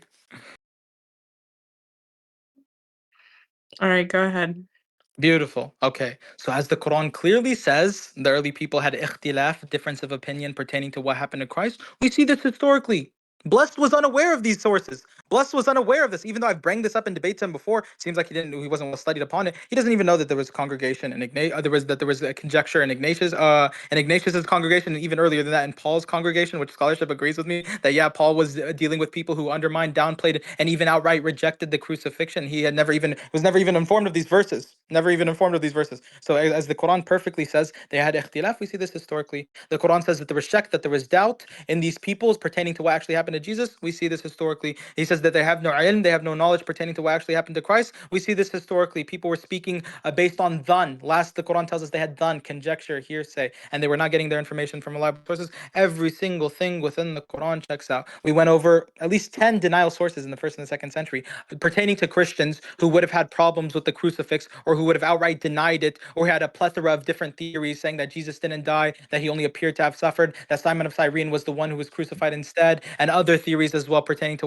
who actually died on the cross and what actually happened, and was it an illusionary nature or whatever. We see conjecture galore. So the Quran narrative is perfect in this, and we see that this is what I was trying to prove. This is the hole that I was trying to poke, and I poked it to a perfection. Because when I say that the Islamic belief about Jesus was there in the 1st century, and I get you to concede on it in our rebuttal, that the belief that people denied the death of Jesus and that he only appeared to have suffered, وَلَكِنْ شُبِّهَ لَهُمْ, within the Quran, word for word, that they believe that Jesus wasn't killed or crucified, he only appeared so to them. It only appeared so to them, right? If we see this belief within the 1st century, then I can say, yes, the Islamic belief is there within the 1st century. And if I can correlate it, and if I can say that these are Jewish Christians, which scholarship agrees with me, like Maddie Milkowski, which I put in the side chat, then I can say, yes, I have a very strong argument that early Christians denied the crucifix, all pertaining to my argument that is historically we have conjecture on the crucifix and not a solidified fact within history that Jesus was crucified if we look at it from a theological perspective, right? Very, very simple, okay? So when it comes to this idea of Yahweh coming and passing through a birth canal and being horribly tortured and whipped and lashed and disfigured and dishonored by his own creation to forgive his creation, this is mythology. This is paganism. This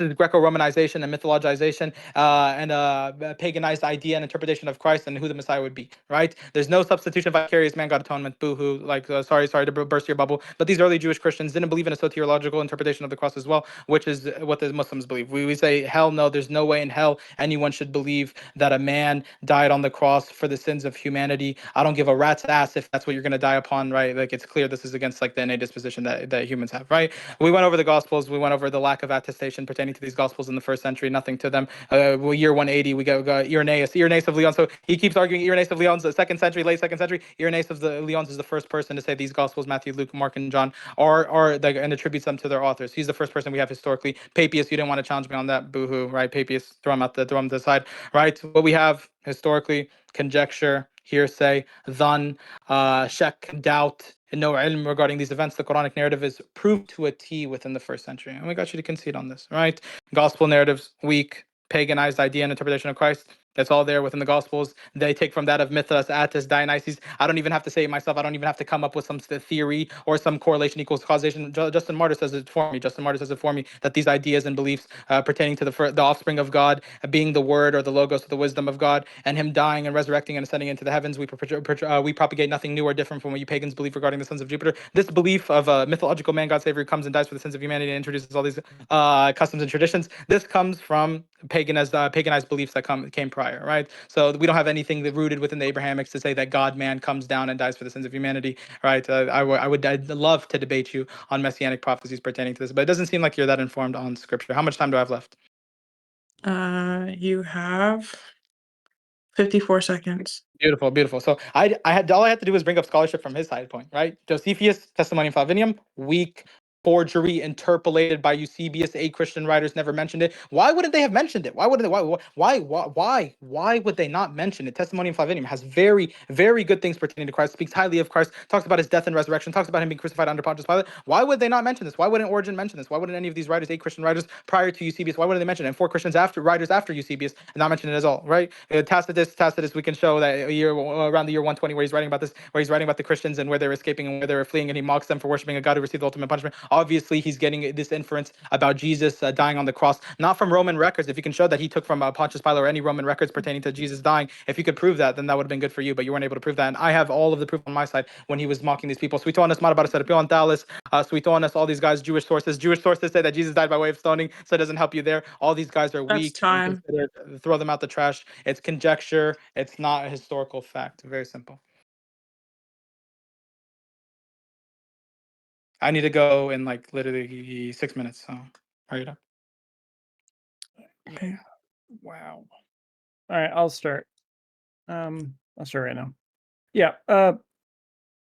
Just to bring up, my opponent apparently was more worried about debating Christianity instead of the historical Jesus. One, he'd never once denounced anything about Tacitus or Josephus. He just said it's a forgery. The scholars like Van Voorsy brought up is what I brought up in my opening, is saying that he's just going to bring up scholars that bring up the scholars' methodology to see if we can actually figure out that the scholars are making a good claim instead of just making an assumption. So, for example, you brought up the whole Josephus thing, and you're saying that it's completely a forgery and created by Eusebius. This idea that is created by Eusebius was done by Paul Hopper and Ken Olson in Josephian scholarship, and even Alice Wheatley and Sabrina Ann Wallach in the Blackwell Companion to Josephus in 2021 point out that this has not gained any steam in scholarship. So again, you throwing the baby out with the bathwater, this logic, this fallacy of composition thing you keep doing is unfortunate. I'd say the next point that you keep doing is one, earlier I find it funny, and you can play back the tape, you agreed that the Gospels and Paul agree that Christ was crucified, but yet you still argue against them to say that Christ wasn't crucified. I don't feel like you can have your cake and eat it too there. And so when we see the Gospels and the pre-New Testament traditions and the New Testament and the Pauline epistles all agreeing that Christ was crucified, and Josephus and Tacitus, which you didn't have much argument over, your only argument for Tacitus seemed to be that, well, I mean, Van Voorst says X, so therefore Y, but I pointed out very much why we can't use Van Voorst on that point. You seem to run up a whole bunch of different scholars like Christopher M. Tuckett and others on your different points, C.K. Barrett. I find it hilarious because all of them agree Christ was crucified. So unfortunately, I think you're doing something called Frankenstein an argument, which is what Richard Carrier does, who's a Jesus mythicist, who believes Jesus didn't exist. But what he does is he gains particular points of scholarship and puts them together and makes a Frankenstein argument, even though they don't agree with them in the whole. So no, I don't think you have presented much here, Abdul Aziz. You haven't argued much against what I've said, and you've only used really fallacious tactic reasoning like rapid fire, which you talk more like Eminem on Rap God, and it's hard to keep up with all your points, and anyone that's been listening to this debate understands that. And also, when I have my cross-examination, you have this idea to want to debate with me through a cross-examination, which I see as dishonest. When I asked you a question, you didn't answer it to the fullest capability that I know you could. And so, yeah, I think I did my part here in this debate.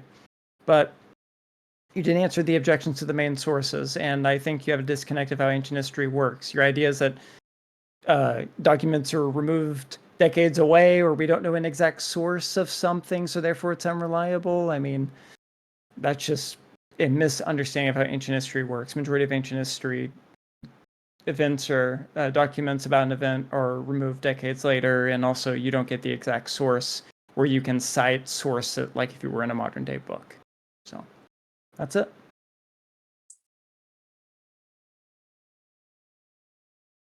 All right, great. Let's open up to Q&A.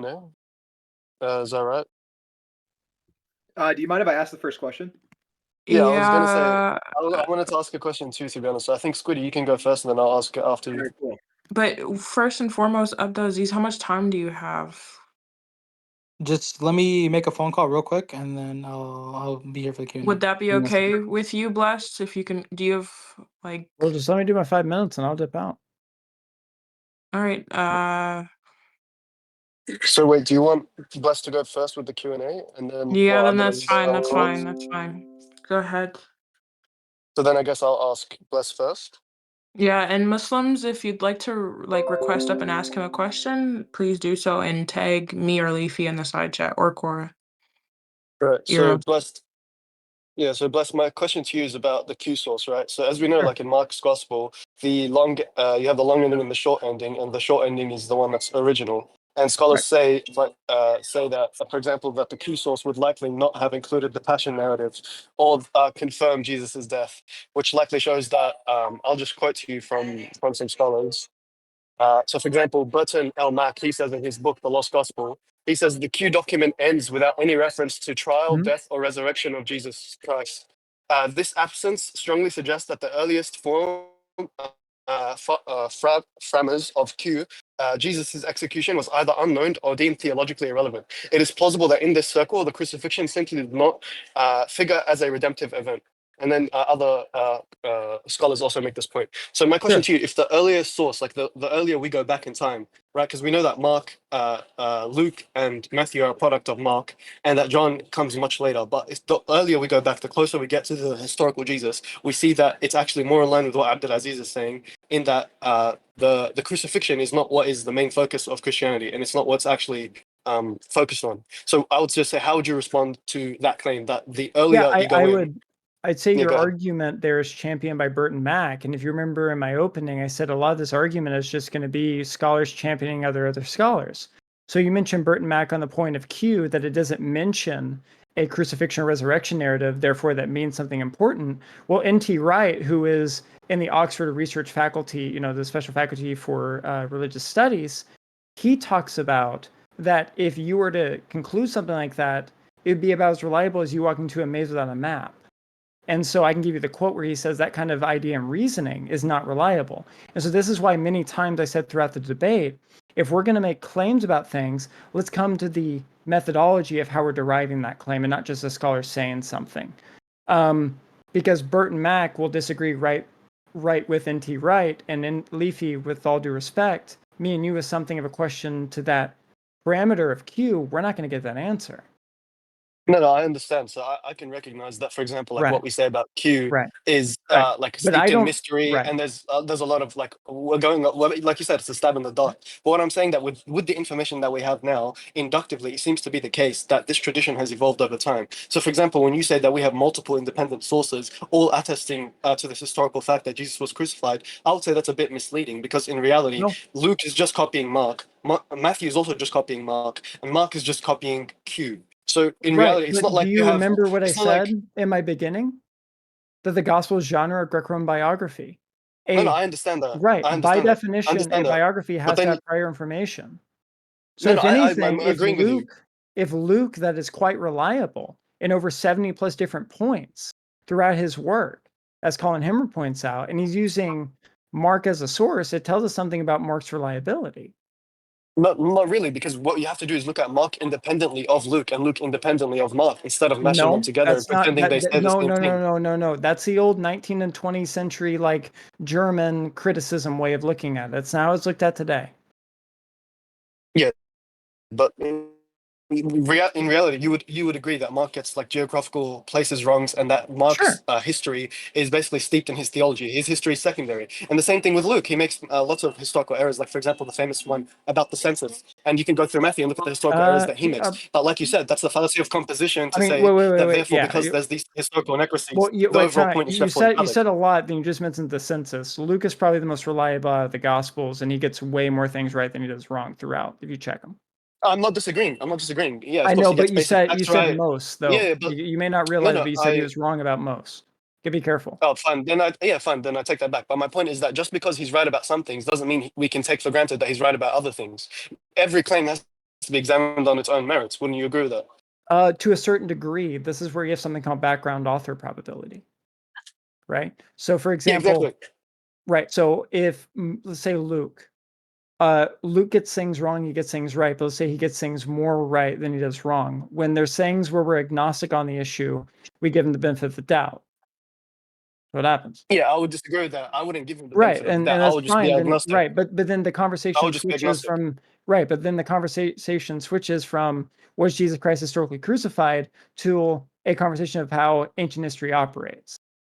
No, it would still be the same question. It would just be No, under it that wouldn't. overall title of what. No, I'll explain to you. So, under that big title of was Jesus Christ crucified, we would just go through, okay, well, what are the sources that say he was crucified, and what is the reliability of each claim in these sources, Right, and how but like if accurately can we trust them? And right, in the case of but Luke, Leafy. yeah, go ahead. If ancient Yeah, go history ahead. agrees that like you don't have to cite your source exactly, a source can be decades later removed. A source can have only a handful of manuscripts 7th or 8th century later and still reliable. Then you're dealing with history to say it's unreliable. It's a historical methodology question, not the Yeah, no, documents we're dealing with. I'm not.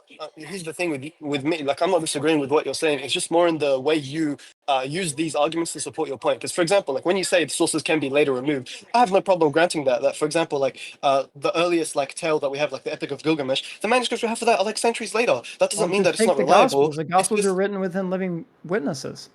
no, they're not. They're written decades after the fact by Yes, highly literate they're Greek-speaking written within Christians. living witnesses. We None of have them are examples. eyewitnesses. Yeah, none of Okay, them are Leafy, I eyewitnesses. thought other people were supposed to have questions. Yeah, sure, no problem. But I think Like you've asked, like it's like pretty we're clear. just going into back and Yeah, forth that's here. We're fine. starting to have a That's debate. fine. Yeah, that's fine. And no offense, I don't think Uh, you're bringing up many good objections. Okay. All Yeah, right. that's All fine. right. All right. Bang, you wanted to come up. Did you have a question? I'm back. I'm back. If anyone wants to ask me a question, Yeah, I'll I one. had a question for Abdulaziz. So Okay. if you don't Okay, mind. Squiddy, go right ahead. And Am then I allowed Is to grill is since Bang? it seemed like Leafy was grilling I'm Blessed a here. little bit? I'm Am I able to here. grill Abdulaziz a little bit since You're not gonna that was grill shit, bro. You're not gonna grill shit. Wait, all right, hold on. well, Last well, argument. let's see. So Can Abdulaziz, I Bang, did you have a question? So Yes or no? No, yeah, no. Oh, okay, so okay. yeah, so Abdulaziz, this is my question. So I wanted to ask about something that Blessed already brought up. The Why do you creed. prioritize late 2nd century sources which reject the crucifixion over the multiple independent sources we have for the crucifixion? Josephus, Tacitus, the 4 Gospels, the New Testament writings, including the pre-Pauline Creed of 1 Corinthians 15, which according to James D.G. Dunn and other scholars dates within months of the crucifixion, but at most a few years, and according to scholars like Larry Hurtado and many others who say it goes back to the Jerusalem church. Why do you prioritize late 2nd century sources We got over you. the We got early you. 1st century evidence? So firsthand, Squiddy, I've gotten you to concede, and wallahi, I remember this. I've gotten you to concede that there was Jewish Christians within the 1st century who denied the crucifix, right? I never Obviously, if you're said that. saying late 2nd century, you're saying Irenaeus. Bro, we've debated this 4 times. Ignatius' congregation is dealing with Jewish Christians who Blessed rejected the already death of showed you, and I've Jesus. showed you Okay, multiple it times would that have been 2nd century. what did Blessed address? Blessed didn't address shit. Okay, so let me continue No, completely I did. folding You you just didn't on this hear. idea. Duh, bless. Bless. This Just let him. isn't you. This isn't you, bless. Just This go on isn't mute, you. bro. This What isn't you. Just go he's back to asking you painting your nails. questions. Well, Go don't back let to him talk painting your about nails. me. Go back to No, painting he your can. nails. Go back to painting your nails. Yes. So if Squiddy's gonna bring you up, if Squiddy's gonna bring you up and say, Blessed addressed you on this, I'm gonna say, no, Blessed did not address me on this. That doesn't mean that you can cut in, okay? So respectfully shut up. Checkmate. I Okay. got you on So the next one. Squiddy, yeah, no problem, no problem. Keep painting them nails. Okay. So Squiddy, when it comes to the gospel narratives, I can show you, and you hold the biblical inerrancy. I can show you the internal contradictions between the gospel narratives, and I can even show that Paul had problems with people who denied the Right, crucifix, but who would have been that's bewitched irrelevant to according the to him. point. Even And if I I know grant it is relevant to the that's question. It is irrelevant to relevant to the using the question. gospels as Even within these writings that you're holding to the primary objective standard, there's a lot of issues and contentions with saying that these are accurate, reliable sources pertaining to Jesus's life, ministry, and the no, crucifixion, resurrection of it his life. doesn't though. Okay, But we have it people doesn't. even in obviously as time goes on, everyone's going to reject their proto-orthodox views. They're going to reject it, and they're going to back project it onto the earliest Christians. So they're going to try and portray this narrative that Okay, all the okay, earliest wait, Christians, hang on. So all but uniformly agree you made the under claim that just okay, silence. There's no claim. the There's no gospels claim. contain Yeah, yeah. But do I unreliable. have scholarship? So wait, real quick to attack the creed. Do I have scholarship that says that the earliest Jewish Christians did not take a soteriological interpretation of the Jesus being crucified on the cross, and this is more of the Paul's Hellenistic ways Well, where he formulates his creed? if a And source even does then, say, I can say, if you have a source that even say I can say this creed. The scholars are going to say, yeah, that Paul mentions this creed, but they're not going to say where Paul got it from. They're not going to say who Paul got it from. They're not going to say anyone else was They reiterating. don't this need creed to know the before exact him, details and they're to not going to know say. that it They're goes not going to back say to the shit. They're not going to say Jerusalem shit. church. Okay. So yeah. Guys, So just I in the can. interest of moderation, just in the I was interest gonna of let it moderation, hit. Squiddy, I was. Squiddy, you can ask a question and Abdulaziz can answer however he wants, but we're just this He's back and forth asking. is Okay, not okay, going to be yeah, helpful. like, And I was look, gonna look, wait, Squiddy, to look, be fair to you, because there was a back and forth that I allowed between Blessed and Leafy. I was gonna let it hit till 9. So Yeah, beautiful. Okay, Okay. so I'll that's just. fine. Okay, Squiddy, fine. you I'll just. mentioned Tacitus, Josephus, Monobar Serpion, Thales, and Suetonius, and all these guys. I already eliminated all these guys. Christian scholarship eliminates all these guys. Christian apologists eliminate these guys like Michael Kona. Okay, I already went over this. We already went over the numerous problems and issues with saying that these are primary sources pertaining to the life and ministry of Jesus and the death and the death and or resurrection. If you're taking Josephus's quote unquote authentic writings, which is an interpolation, you have to appeal to interpolated writings to That's try all. and prove Again, your narrative. That's scholars hilarious. don't You believe, have and to prove you have to I've prove that you exposed see you these on and this multiple interpolate times. them. Abdulaziz. So it wouldn't wait. I'm dealing with your claim. So you're saying I'm rejecting all these things. I'm telling you why I rejected all these. You're gish Okay? galloping though. You're making like a bunch of claims. okay. Wait. Again, I'm not here for a back and forth. I gave it to you guys. Would you like to like give the question and then have him? Give me 20 All right, seconds. I'll just ask. I'll just ask this, and then Galloping? No, Abdulaziz I'm can trying respond to briefly. address. But he Trying to keeps address all your stupid he contention. keeps like yapping. So I'm just gonna ask. Okay, Abdulaziz. Bro, you're Why the did you king of if you don't want me yapping. to go? Please, like, come Wait, wait. on. Let's He's be. literally, dude. He literally just keeps talking. I'm not even allowed to ask. Okay, so Abdulaziz. Squiddy, you're gonna shut up right now, okay? You asked me about Suetonius, you asked me about Josephus and Tacitus. You asked me about Paul's writings, and you asked me about the Gospels. You asked me about these 4 things. When I started addressing these one by one, you say, "Oh, you're gish galloping." I said, "I already have scholarship that rejects the sociological interpretation that these early Christians would have had from deriving from the cross. That goes and combats your idea of this creed that scholars laugh at if you say it's a couple months after. They say most likely it was James D.G. Dunn. James D.G. Dunn says it. So. Okay. Hans Okay, Joachim Squiddy, this isn't a back and forth. Okay, but why is he just he's not even answering anything? I'm answering, dumbass. I'm showing you why I don't trust it. Why I don't take Please this refrain from that I'm language. showing you Come that's on, only Abdulaziz, conjecture, bro. okay? My bad. Okay. Is there? Wait. Okay. Servant went down. That's fine. Is there a Muslim that had a question for Blessed? I don't think so. Oh wait, yes, there was. Hold on. Penguin, if you're here, can you restate your question in side chat? If you're not here, then my bad. Let me call upon someone. After that, let's get Schizoid up here. If he wants He to. does. He's not. Okay. Sure. Yeah, so I can appeal to Schizoid. I want to hear him cook. And then Bless He at least has to like done live. yet, Abdulaziz. If Bless wants to What is pinpoint, this? Okay, here we go. ask me a question. That's perfectly fine. Why is Squiddy still muted? He's not. Oh wait, he Yes, is. he is. There you go. Okay, thank you so much for meeting me. No problem. You want to paint your nails with your boyfriend over here, Bless? Yeah, I mean, it's still a better argument than you can come up with. Okay, yeah. Like, why are you deifying me, bro? Why are you calling me a god? Guys, we don't need this. Guys. This is not like relevant. There's Let's relax. Mugli. He has a question for Christians. Yeah, Hazard. Do you Hazard want me has to a bring him question up? actually for. That's a question. Yeah, but he hasn't requested. He hasn't requested to come up. Has his hand up.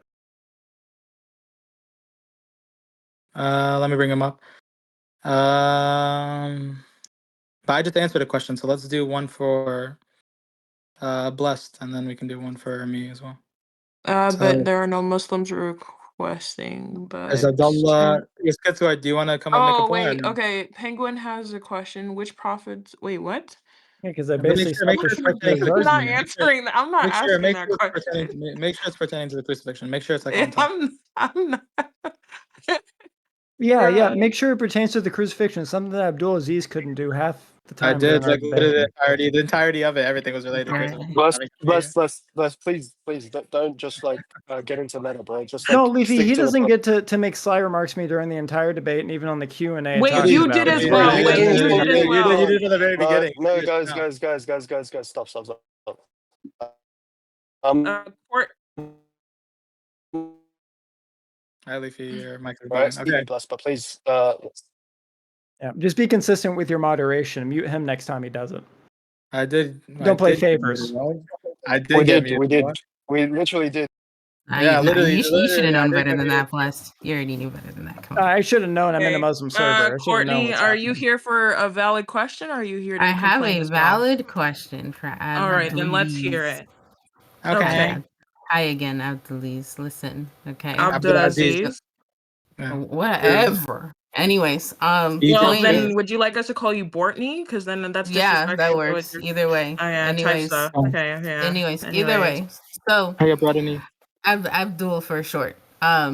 So one of the biggest things that I've noticed, and I think a lot of people have noticed, is that Blessed's, and there's a question, I promise. Blessed's whole argument here is that Jesus existed. He was a real person. He was crucified on the cross. He's not a Christian. He's not arguing for the deity of Christ. He's not arguing for prophecy. He's not arguing for the infallibility of the Bible. So can you give us any kind of proof, any kind of sources that proves that Jesus, the historical person that everyone agrees existed, was not crucified? Beautiful. W question. Courtney, very, very simple. Yeah, W question that we answered like 10 times within the debate. Okay, so Courtney, we both believe that Jesus ascended into the heavens. Why?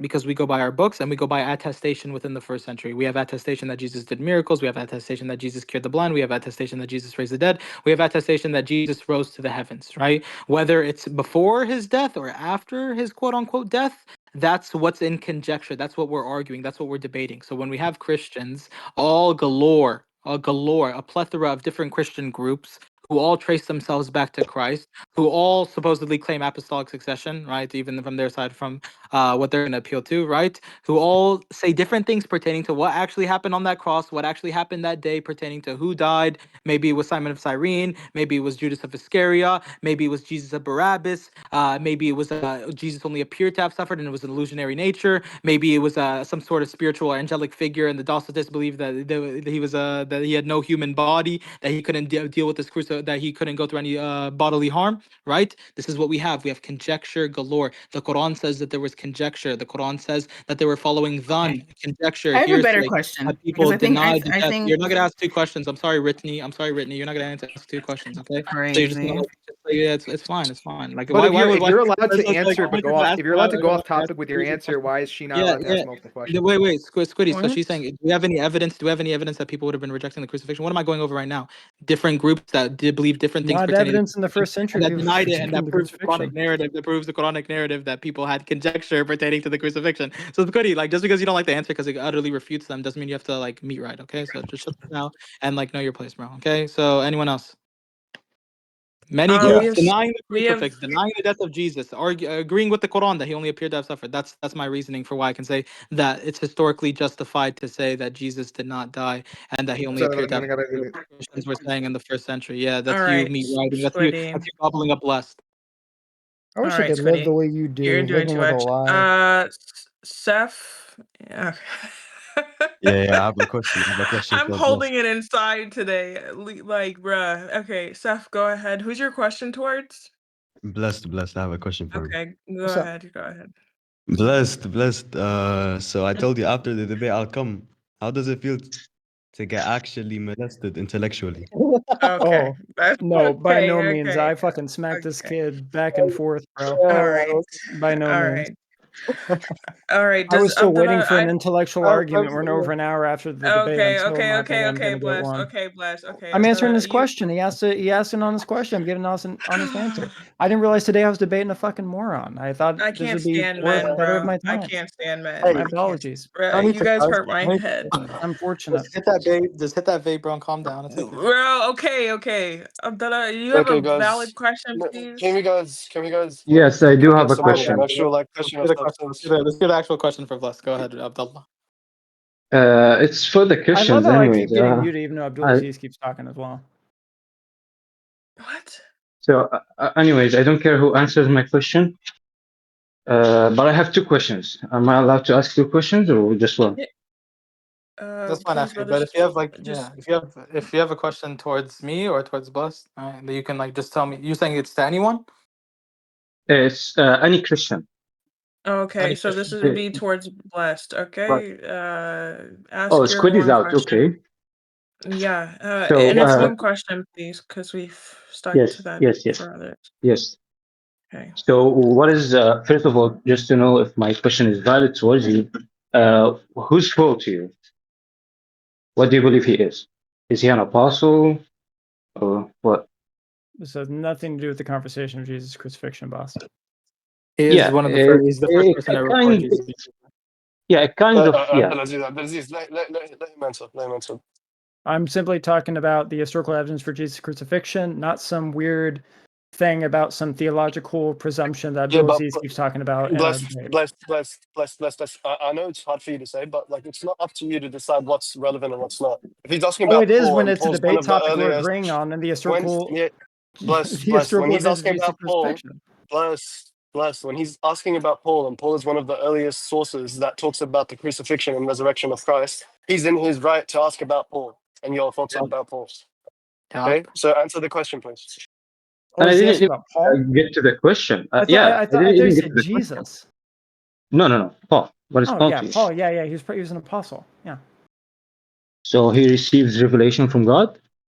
He was a persecutor of the Christians, and then he was accepted into the Christian domain after his road to Damascus. But I mean, did he see Jesus and Jesus talk to him about the core beliefs of the Christian Yeah, faith on the in road to his way to Damascus. Damascus? Yes, but this has nothing to do with crucifixion. But yes, he did. Yeah, but what is the proof that he is? What is the proof? Or he did? Yeah, the proof that he Him saw Jesus. accepted early on in the early church as a founding member, even though he was one that persecuted against that group. No scholar would say that. I mean, I'm sorry, Abdulaziz. I didn't know the question was to you. Yeah, Abdullah. So the So question you you're asked multiple questions. Okay, so please just limit it to no, one. it's this one. It's what is the proof of Paul? But I needed to know if he believes that Paul is an apostle. It's not a Yeah, I multi mean, question. the proof of Paul is going to be the Pauline epistles and his connection with Peter and James, and even the early church. You could call it a criterion of embarrassment. Is how the early church even documents that Peter and Paul had a back and forth on circumcision, but Paul was still accepted in the early church. So we have even like positive and negative correspondences to his background of like who he was to be.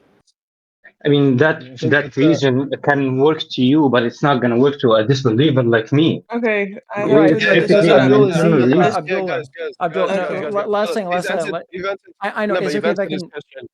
Right. Yeah, I you just can want to say finish. one thing, if that's okay, and it's not gonna take long. It's not anything bad. I would just say what I'm trying to deal with is the documents of the Gospels and the Pauline epistles as historical documents. I'm not interested into the Christian tradition. I'm interested into the historicity. That's what this conversation is about. That's fine. So I'm going to bring up another Christian to give a question for Abdulaziz. So Katsa, I'm going to cut you off. There's one right here. There's one right but here. there's another one I said I'll bring up as well. So Abdulaziz, if he wouldn't mind, he I've wouldn't been mind up answering here for both. like Wait, you. And is Dissy's it first. Dizzy He's or been sitting Kasuka? Is here. it Dizzy or Kasuka? Yeah, this is first. Yeah, this is first, then Katsa. Yeah. Okay. I have a short question for Abdulaziz. Okay. It seems to me that one of your major objectives for this debate was showing that there were early first century Christians who denied the crucifixion of Jesus. And from what I heard, the sources you used were Galatians and then Ignatius and then a collection of sources from the Nag Hammadi library, so 2nd, 3rd century. So I have a question about your earliest one, Galatians. And you used Galatians chapter 3, verse 1, which says, "O foolish Galatians, who has bewitched you, that you should not obey the truth, before whose eyes Jesus Christ was clearly portrayed among you as crucified." It seemed that your point with this verse was that it shows that there were Galatians who apparently didn't think he was crucified. But personally, I'm not seeing it. It seems like Paul is more so saying, guys, you've literally seen Christ crucified, and yet you're denying the significance of that work and getting justification by works of the law. So I wonder, what do you think about that? Like, why do you see Galatians 3:1 in the way you do? Beautiful. Now I'll address your question, Lucerna. Oh, I mean, Dizzy.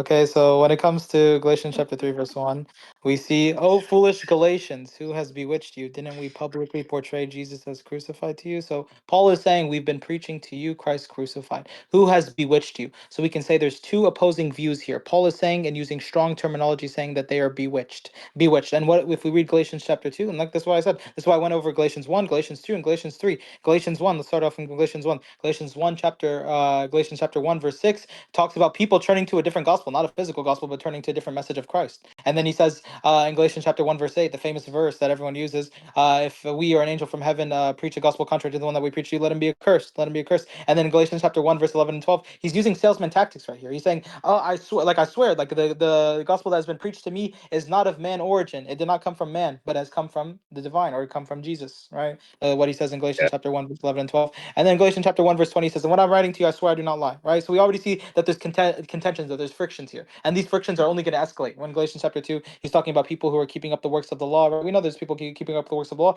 Why were they keeping up the works of the law? Because either they didn't believe in a soteriological interpretation of the cross, or either they didn't believe in the crucifixion itself. They didn't Well, believe yeah, Jesus was, yeah, they yeah. didn't believe Jesus died, and they didn't believe, and what we know damn well that these early Christians did not believe in Pauline's, this Paul verse from the Jewish Christian side, from James's congregation. We know they did not believe that the Christ redeemed us from the curse of law by becoming a curse for us. Curses everyone is hung on a pole. Galatians chapter 3, verse 13, where he's trying to hammer home the statement and trying to say, hey, Jesus was hammered to the cross, and so was the law hammered to the cross. And now anyone who rejects this, they're bewitched. So we can see two ways of interpreting this. Either you can say that they undermined or downplayed. You can say it like this: they either undermined, downplayed, or completely outright rejected the crucifixion. I think it's very clear that him using the strong terminology, and from the congregations that come later on from the Jewish Christians denying Jesus' death, that we can say, yes, it's very plausible that these people denied the crucifixion of Jesus Christ. And this is what NIV Faith Study Bible says. Right here, Yeah, NIV Faith Study Bible, I'm going to read, Jesus other than the one that we yeah. preached.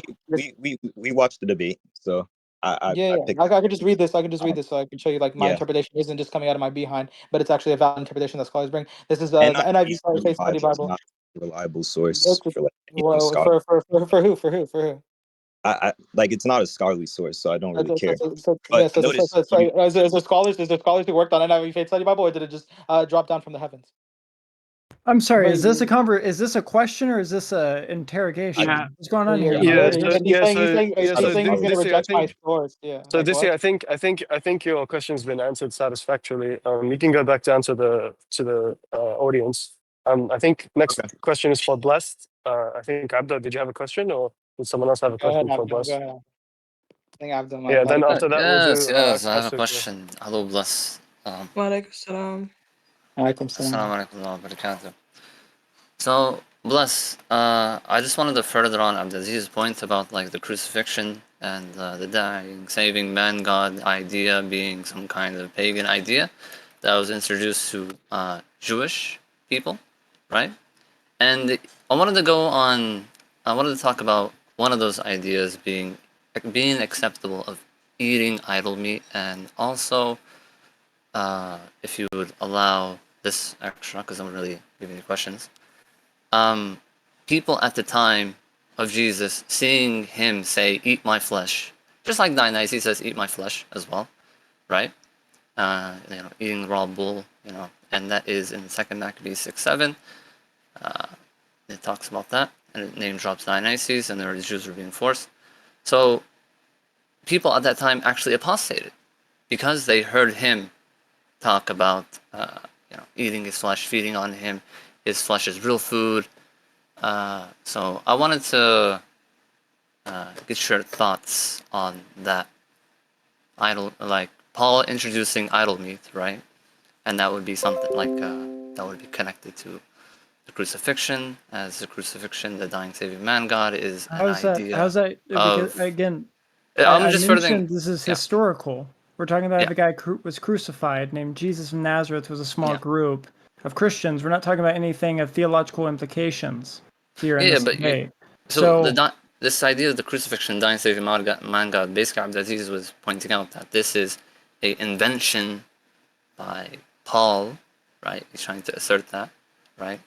And I wanted to further on that, and Paul is very familiar with pagan poets, as I'm you all sorry, know, right? friend, but you're not bringing anything up with the crucifixion. Okay. Bring up something who with the in crucifixion. This is a the conversation about the crucifixion is historical invented by Paul. crucifixion of This is an Jesus. assertion. Right. Like you're bringing up something about theological. I don't know why you and Abdul Aziz and others are wrapped up in the theological. So you're not going to defend or try No, to I'm debunk the defending idea is that the Jesus Christ crucifixion is crucified. What invented is the by best Paul. historical hypothesis? That was the You're not debate. You're not going to defend it. You're not going to defend the idea that the crucifixion. I'm giving you evidence why it is, and you're not going to debunk it. None of that. No, I got to deal with it. You're not dealing with the crucifixion. You're talking about something to do with Paul and having to do when it comes to eating the body and the flesh, which is obviously like an early Christian ideal. But that would just something being component on top of a crucifixion. We're talking about the event itself. No, I can. Okay. Those are two different things. Okay, so basically, Paul is introducing pagan ideas to Jewish people. One of his crucifixion. I'm giving more evidence to show that he introduced even more. And I'll even wait. Are you arguing that Paul introduced these ideas to show Jesus' crucifixion? I'm trying to show that this is one of the ideas that he introduced, as he introduced many ideas, like eating idol meat, right? It's acceptable to eat other people's gods' idol meat. This is not acceptable in Judaism, but it's acceptable in polytheism, right? He says it's your liberty if you're strong in faith in 1 Corinthians 8:7-9, right? This is an idea that he's introducing, right?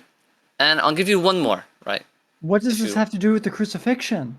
Okay, the dying, saving man God, the crucifixion. You cannot have the dying, saving man God without the crucifixion. God doesn't matter. What do you want? Dying, saving man does not matter. Man saving, like none of that matters. Okay, we're talking about was a man named Jesus crucified in the year during the reign of Tiberius, like under Pontius Pilate, under the reign of Emperor Tiberius. That's what we're talking about. Okay, can you have a dying, saving man God without the crucifixion?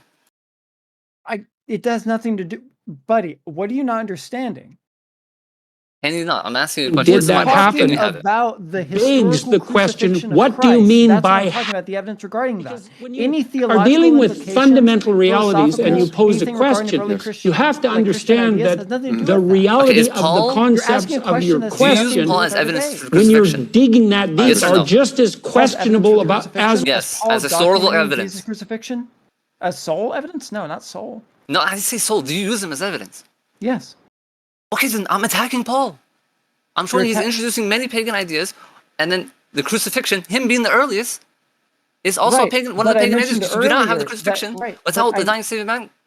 But you cannot have the dying saving man without the crucifixion. No, because if you were here earlier in my debate, you would understand that I said that like Paul can contradict or err. The Gospels can contradict or err on things. They can get things wrong. They can embellish events. It doesn't mean, therefore, you throw the baby out the bathwater. I'm not talking about embellishing events. Yes, you are. You're talking about, does a dying and rising, saving man have to do with the crucifixion according to Paul and his theology? Paul didn't make a mistake. Question. No, Paul didn't make. I'm not saying Paul made a mistake. And moderators, can we please, dear God, move on? Okay, this one. Answer. Yeah, so that's fine. So I think the point I'm just going to get you to try and answer this. Elifie, I think he's trying to say is that. Yeah, fine. I apologize. Can you please like try to get the answer if you can? Okay. So blessed. Yeah, so blessed. I think what he's trying to say is that Paul is like a Trojan horse that's carrying in paganism and influencing Christianity. And one of the things that is paganistic that he's using to influence Christianity is this idea of a vicarious man, God, savior, atoning for the sins of the world. And he'd like you to comment on that in terms of its historical reliability. You would agree that conversation has nothing to do with Jesus' crucifixion. No, it does. Because no, it doesn't. It does. No, it does. No, it doesn't. No, stop. Because all you brought up was what the crucifixion entails towards the Christians. The crucifixion entails atonement, entails sacrifice for sins. That's how the Christians viewed it. It does have to do with the crucifixion? No, it doesn't tell us historically if this guy died on the cross or not. It's theological implications built off the event. No, it actually it's a different conversation. How can... come on. Blessed. Do you want me to all right. same conversation? All right, real quick. Yeah. But before we continue, can Squiddy be unmuted? Yeah, no problem. But I'm going to explain to you how, what's it called? It's the same, like part of the same topic, right? Because Paul is one of your earliest sources regarding the crucifixion. He's earlier than Mark, and Mark is influenced by Paul, according to a lot of scholars. So if Paul is theologically driven by paganism, or he's being a Trojan horse for pagan ideals, which is what Brother Abdul is trying to explain to you, then obviously that's going to have an implication on the historical reliability of Paul in the first place, and by extension, the historical reliability of the Gospels. Nope. What do you mean, no? No, it does not. It is not. How not? I'll add one thing, Leafy. If you can answer this one question, then I'll leave, right? No, it Can does you not do have that. the It's a science? theological You didn't answer. composition to the event of a crucifixion. That's all you're I'll doing. leave you alone. I'll leave you alone. Just answer this one question. Can you have the dying and saving man God, right? Can you have that without the crucifixion? Without someone dying on a cross for someone's sins? Can we have that? Oh, without a crucifixion? Sure, because somebody could die in a pit. Okay, I'm not asking someone dying for You someone's just asked me a sins. question. Doesn't Somebody matter could about die the and like the rise. A cross. I'm dying talking and about the rising act of man death. God, if that would if that is in conflict with the particular Roman procedure death. crucifixion, then they're not. The act of death. I'm saying the act of death. Someone dying for Well, of someone course, the else's act of sins. death is compiled for a resurrection, but we're not Okay, talking so about you a cannot have it, resurrection. right? Dude, Squiddy, can you Oh, see you want this to answer? BS going He on, doesn't want to dude? answer. Yeah. All right. Okay, I'll leave. He doesn't want to answer my I question. don't think It's not. No, he's it's not going not to answer. that. It's fine. No, I can answer it. All it is you're asking theological implications based off a historical event. In the historical didn't ask event, that. we're debating. Yes, you're I didn't ask asking that. a dying. Yes, you are. I didn't ask that. I Bless, said, can you have explained that? to you how it's not. Okay. Bless, I just explained to you how it Okay. relates to the historical reliability of No, it Paul does as not. one No, letter. come No, on. you Yes, did it not. does. No, That's I just fine. That's showed you fine. it doesn't. Bless, it's I fine. just showed you it does not. Yeah, and I just showed you that it does, right? So let's skip this question because clearly you don't want to answer, or you think you've answered it satisfactorily. So let's go to someone else. So the other Christian This is had going to be You guys bring up Hazard? Okay, Bless, this is not, that's not, that's Oh, not. and he can mute me because he doesn't like my answer? No. You But gave that's your answer. not- I let you give your answer. I'm You don't have meeting to you show us because your you're still on the manicure. same point. You're on the same point, bro. Yeah. You're not on a different You- point, right? So No, I'm you just saying, guys let's keep move to a saying different. no. Bro. Oh, That's it. okay, stop. No one cares for your manicure. Now we're going to a different point. No one cares for your little manicure, bro. Yeah, this is kind of. I mean, look, if you don't want Blessed to flip you off, don't mute him. Like this is kind of. It doesn't matter. We're going in circles. Yeah, Hazard. Are we bringing up Hazard? Are we bringing up Hazard? Is Hazard one get pulled? No. Unmute Blessed. Unmute Guys, Blessed. guys. This is ridiculous. Unmute him. Bro, the debate is basically You're over. muted. Just let You're this down, muted. bro. You're. Kesker, this is the last question. Go ahead and ask Abdulaziz. Bro, Because this one is of my ridiculous. favorite. You guys, there's no way you should be flipping each other off and arguing like this. Like you guys are all grown men. Come on. And after this, we will be moving to public chat. So ask your last question, please, and let's move on. Hey, Kasuko.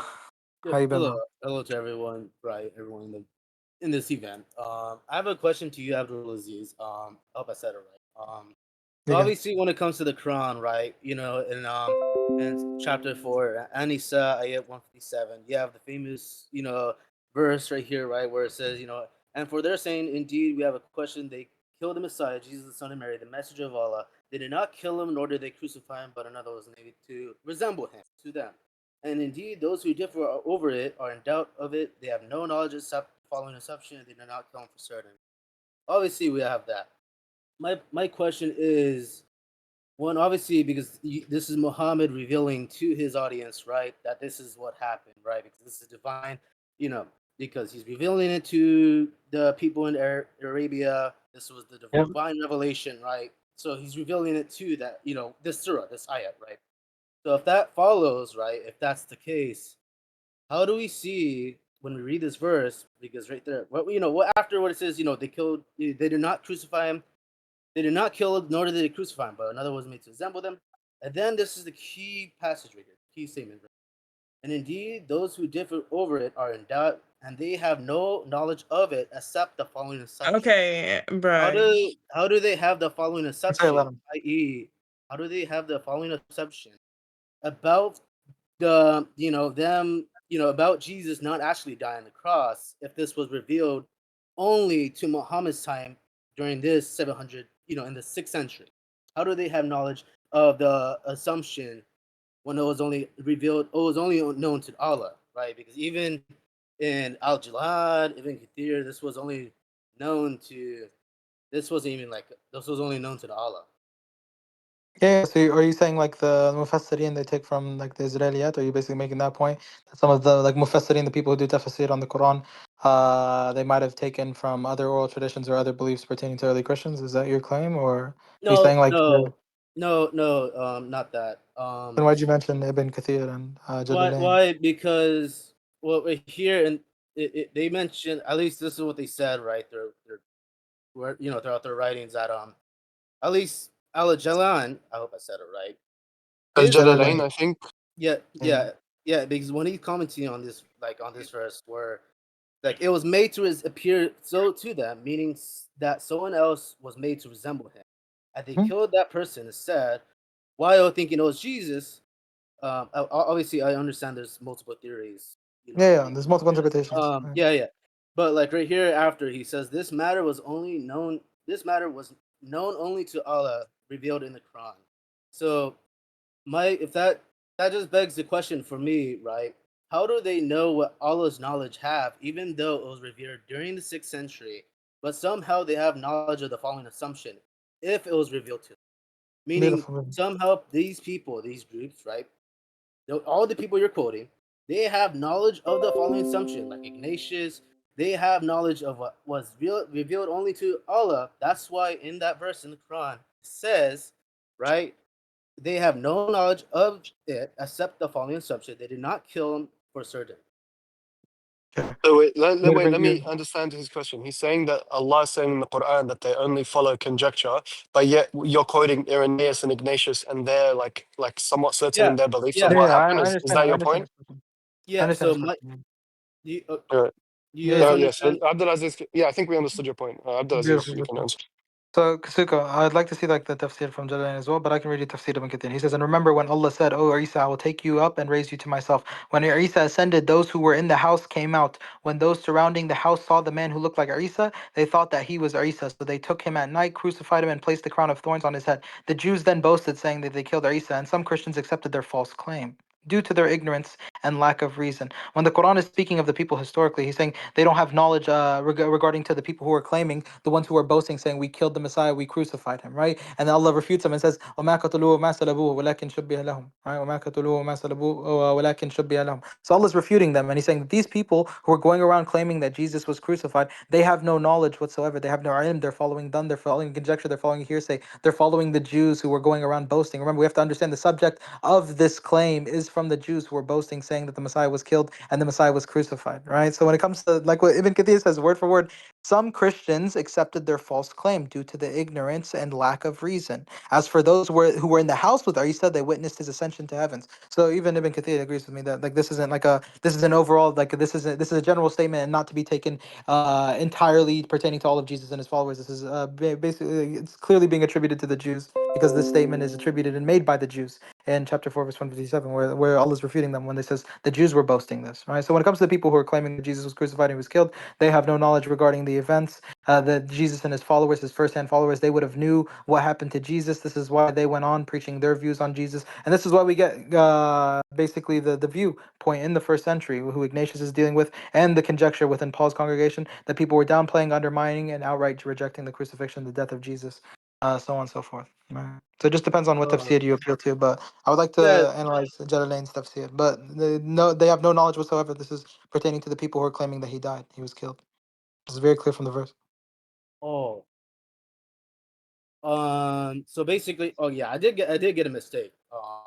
Obviously it was to the Jews, but like when the knowledge of obviously Ignatius, he writes, whether it's Josephus because of the phrases, whatever. So you're saying it's just basically the Jews right here, Yeah. the ones that are laughing. Yes, so the people I can make you like I can give you another parallel example. So Allah subhanahu wa ta'ala like hypothetically like if refuted like the people who tried killing Abraham, the people they threw him in the fire, they thought he killed, they thought he died. He appeared to have suffered in front of them, right? But we know Ibrahim alayhi salam, we know he was saved. We know that Allah made the fire cool and Ibrahim alayhi salam, Abraham was able to escape, right? So Abraham and his immediate followers would have known that he escaped from this, but the people who were laughing, the people who were boasting, the people who threw him in the fire because he destroyed their idols, they would have had no knowledge regarding what happened to Abraham, right? So same thing. All right. I'll have to look more into it, but You should read the Tafsir Ibn Kathir. Tafsir Ibn Kathir, chapter 4, verse 157. I think like you can just go to Quran.com and go to the abridged version. Every single point that I made. I'll put it in the side chat if you'd like as well. The Tafsir where he says, yeah, I like think Jesus, the media follower would have known that he was ascended into the heavens. yeah. So I think that concludes like the question that you asked and concludes this event. Esther. Yeah, thank you. Hazard had a question. I don't know if you guys want to bring him up, but Yeah, he can okay. go and ask I'm it. When down. we say that it's ending, like that means that it's ending, right? Okay. Where's his little hand Yeah, raised? Anyways, so Hazard can go ask his question in the discussion VC. I put it Okay. inside chat. Every single person can go there. I will move you in 2 seconds if you guys want to be lazy and don't want to move. So yeah. Okay, so basically the great guy said there's no evidence of the crucifixion. That was like there was Paul and the Ignatius letters, Bro, the Trail and then stop gobbling up and bless the sweener, bro. Yeah, Bro, like shut the hell up, Squiddy. Damn. what are you He doing, just Squiddy, did. bro? No, all he did was Abdul Aziz's little tactic. fanboy, That's bro. all he Look did. at this fanboy shit. Okay, yeah, you're gone. Yeah, he's just upset that he lost his debate. No, can somebody remove him too? I can't even remove You know, him. no, Khalito, real quick before you remove me, I like to say, Khalito, I Khalito? love. Or I what's your proper name? Just make sure. Huh? You can. He's asking what's your proper name. I'll do. Like, just leave them. All right, thank you guys for Oh. attending this. Yeah, thank you guys for attending this debate. Take care of yourselves. Wait, don't. Okay. Well, I guess I'm the only one here. You guys, please go to the one in the side chat. Go to VC and side chat while I move half of you. Please don't be lazy, you guys, because I haven't even logged into my Don't be PC lazy. yet. All right, ask me for Okay. sources. Yeah, come on. Ask me for sources. I'll bring the sources. Or you can go to my TikTok or my YouTube. Go to side chat. Abdulaziz, why did you have to do that? Yeah, well, it's a glitch. No, your language isn't a glitch. Stop coming up here and go to there. That's Squiddy's gobbling and hootering and hollering, like, bro, like, I'm gonna call it out for what it is. And, like, bro, we have a guy, like, with nail polish who I debated, what the hell, that people said I was scared of. This is why you're going to. SJ is now the queen of the hill.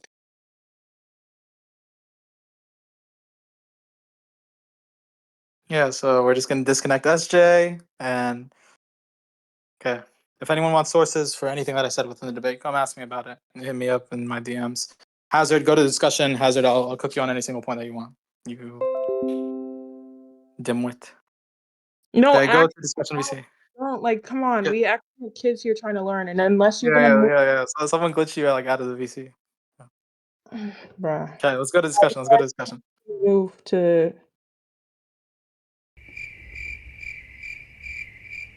When you drink vodka, the thing is that you have to take little sippy poos. Just little wee sippy poos. You have to drink with the grain of the liquor. And then after a while, you can take bigger drinks. And then after a while after that, you can take big drinks. I think I'll do a wraparound.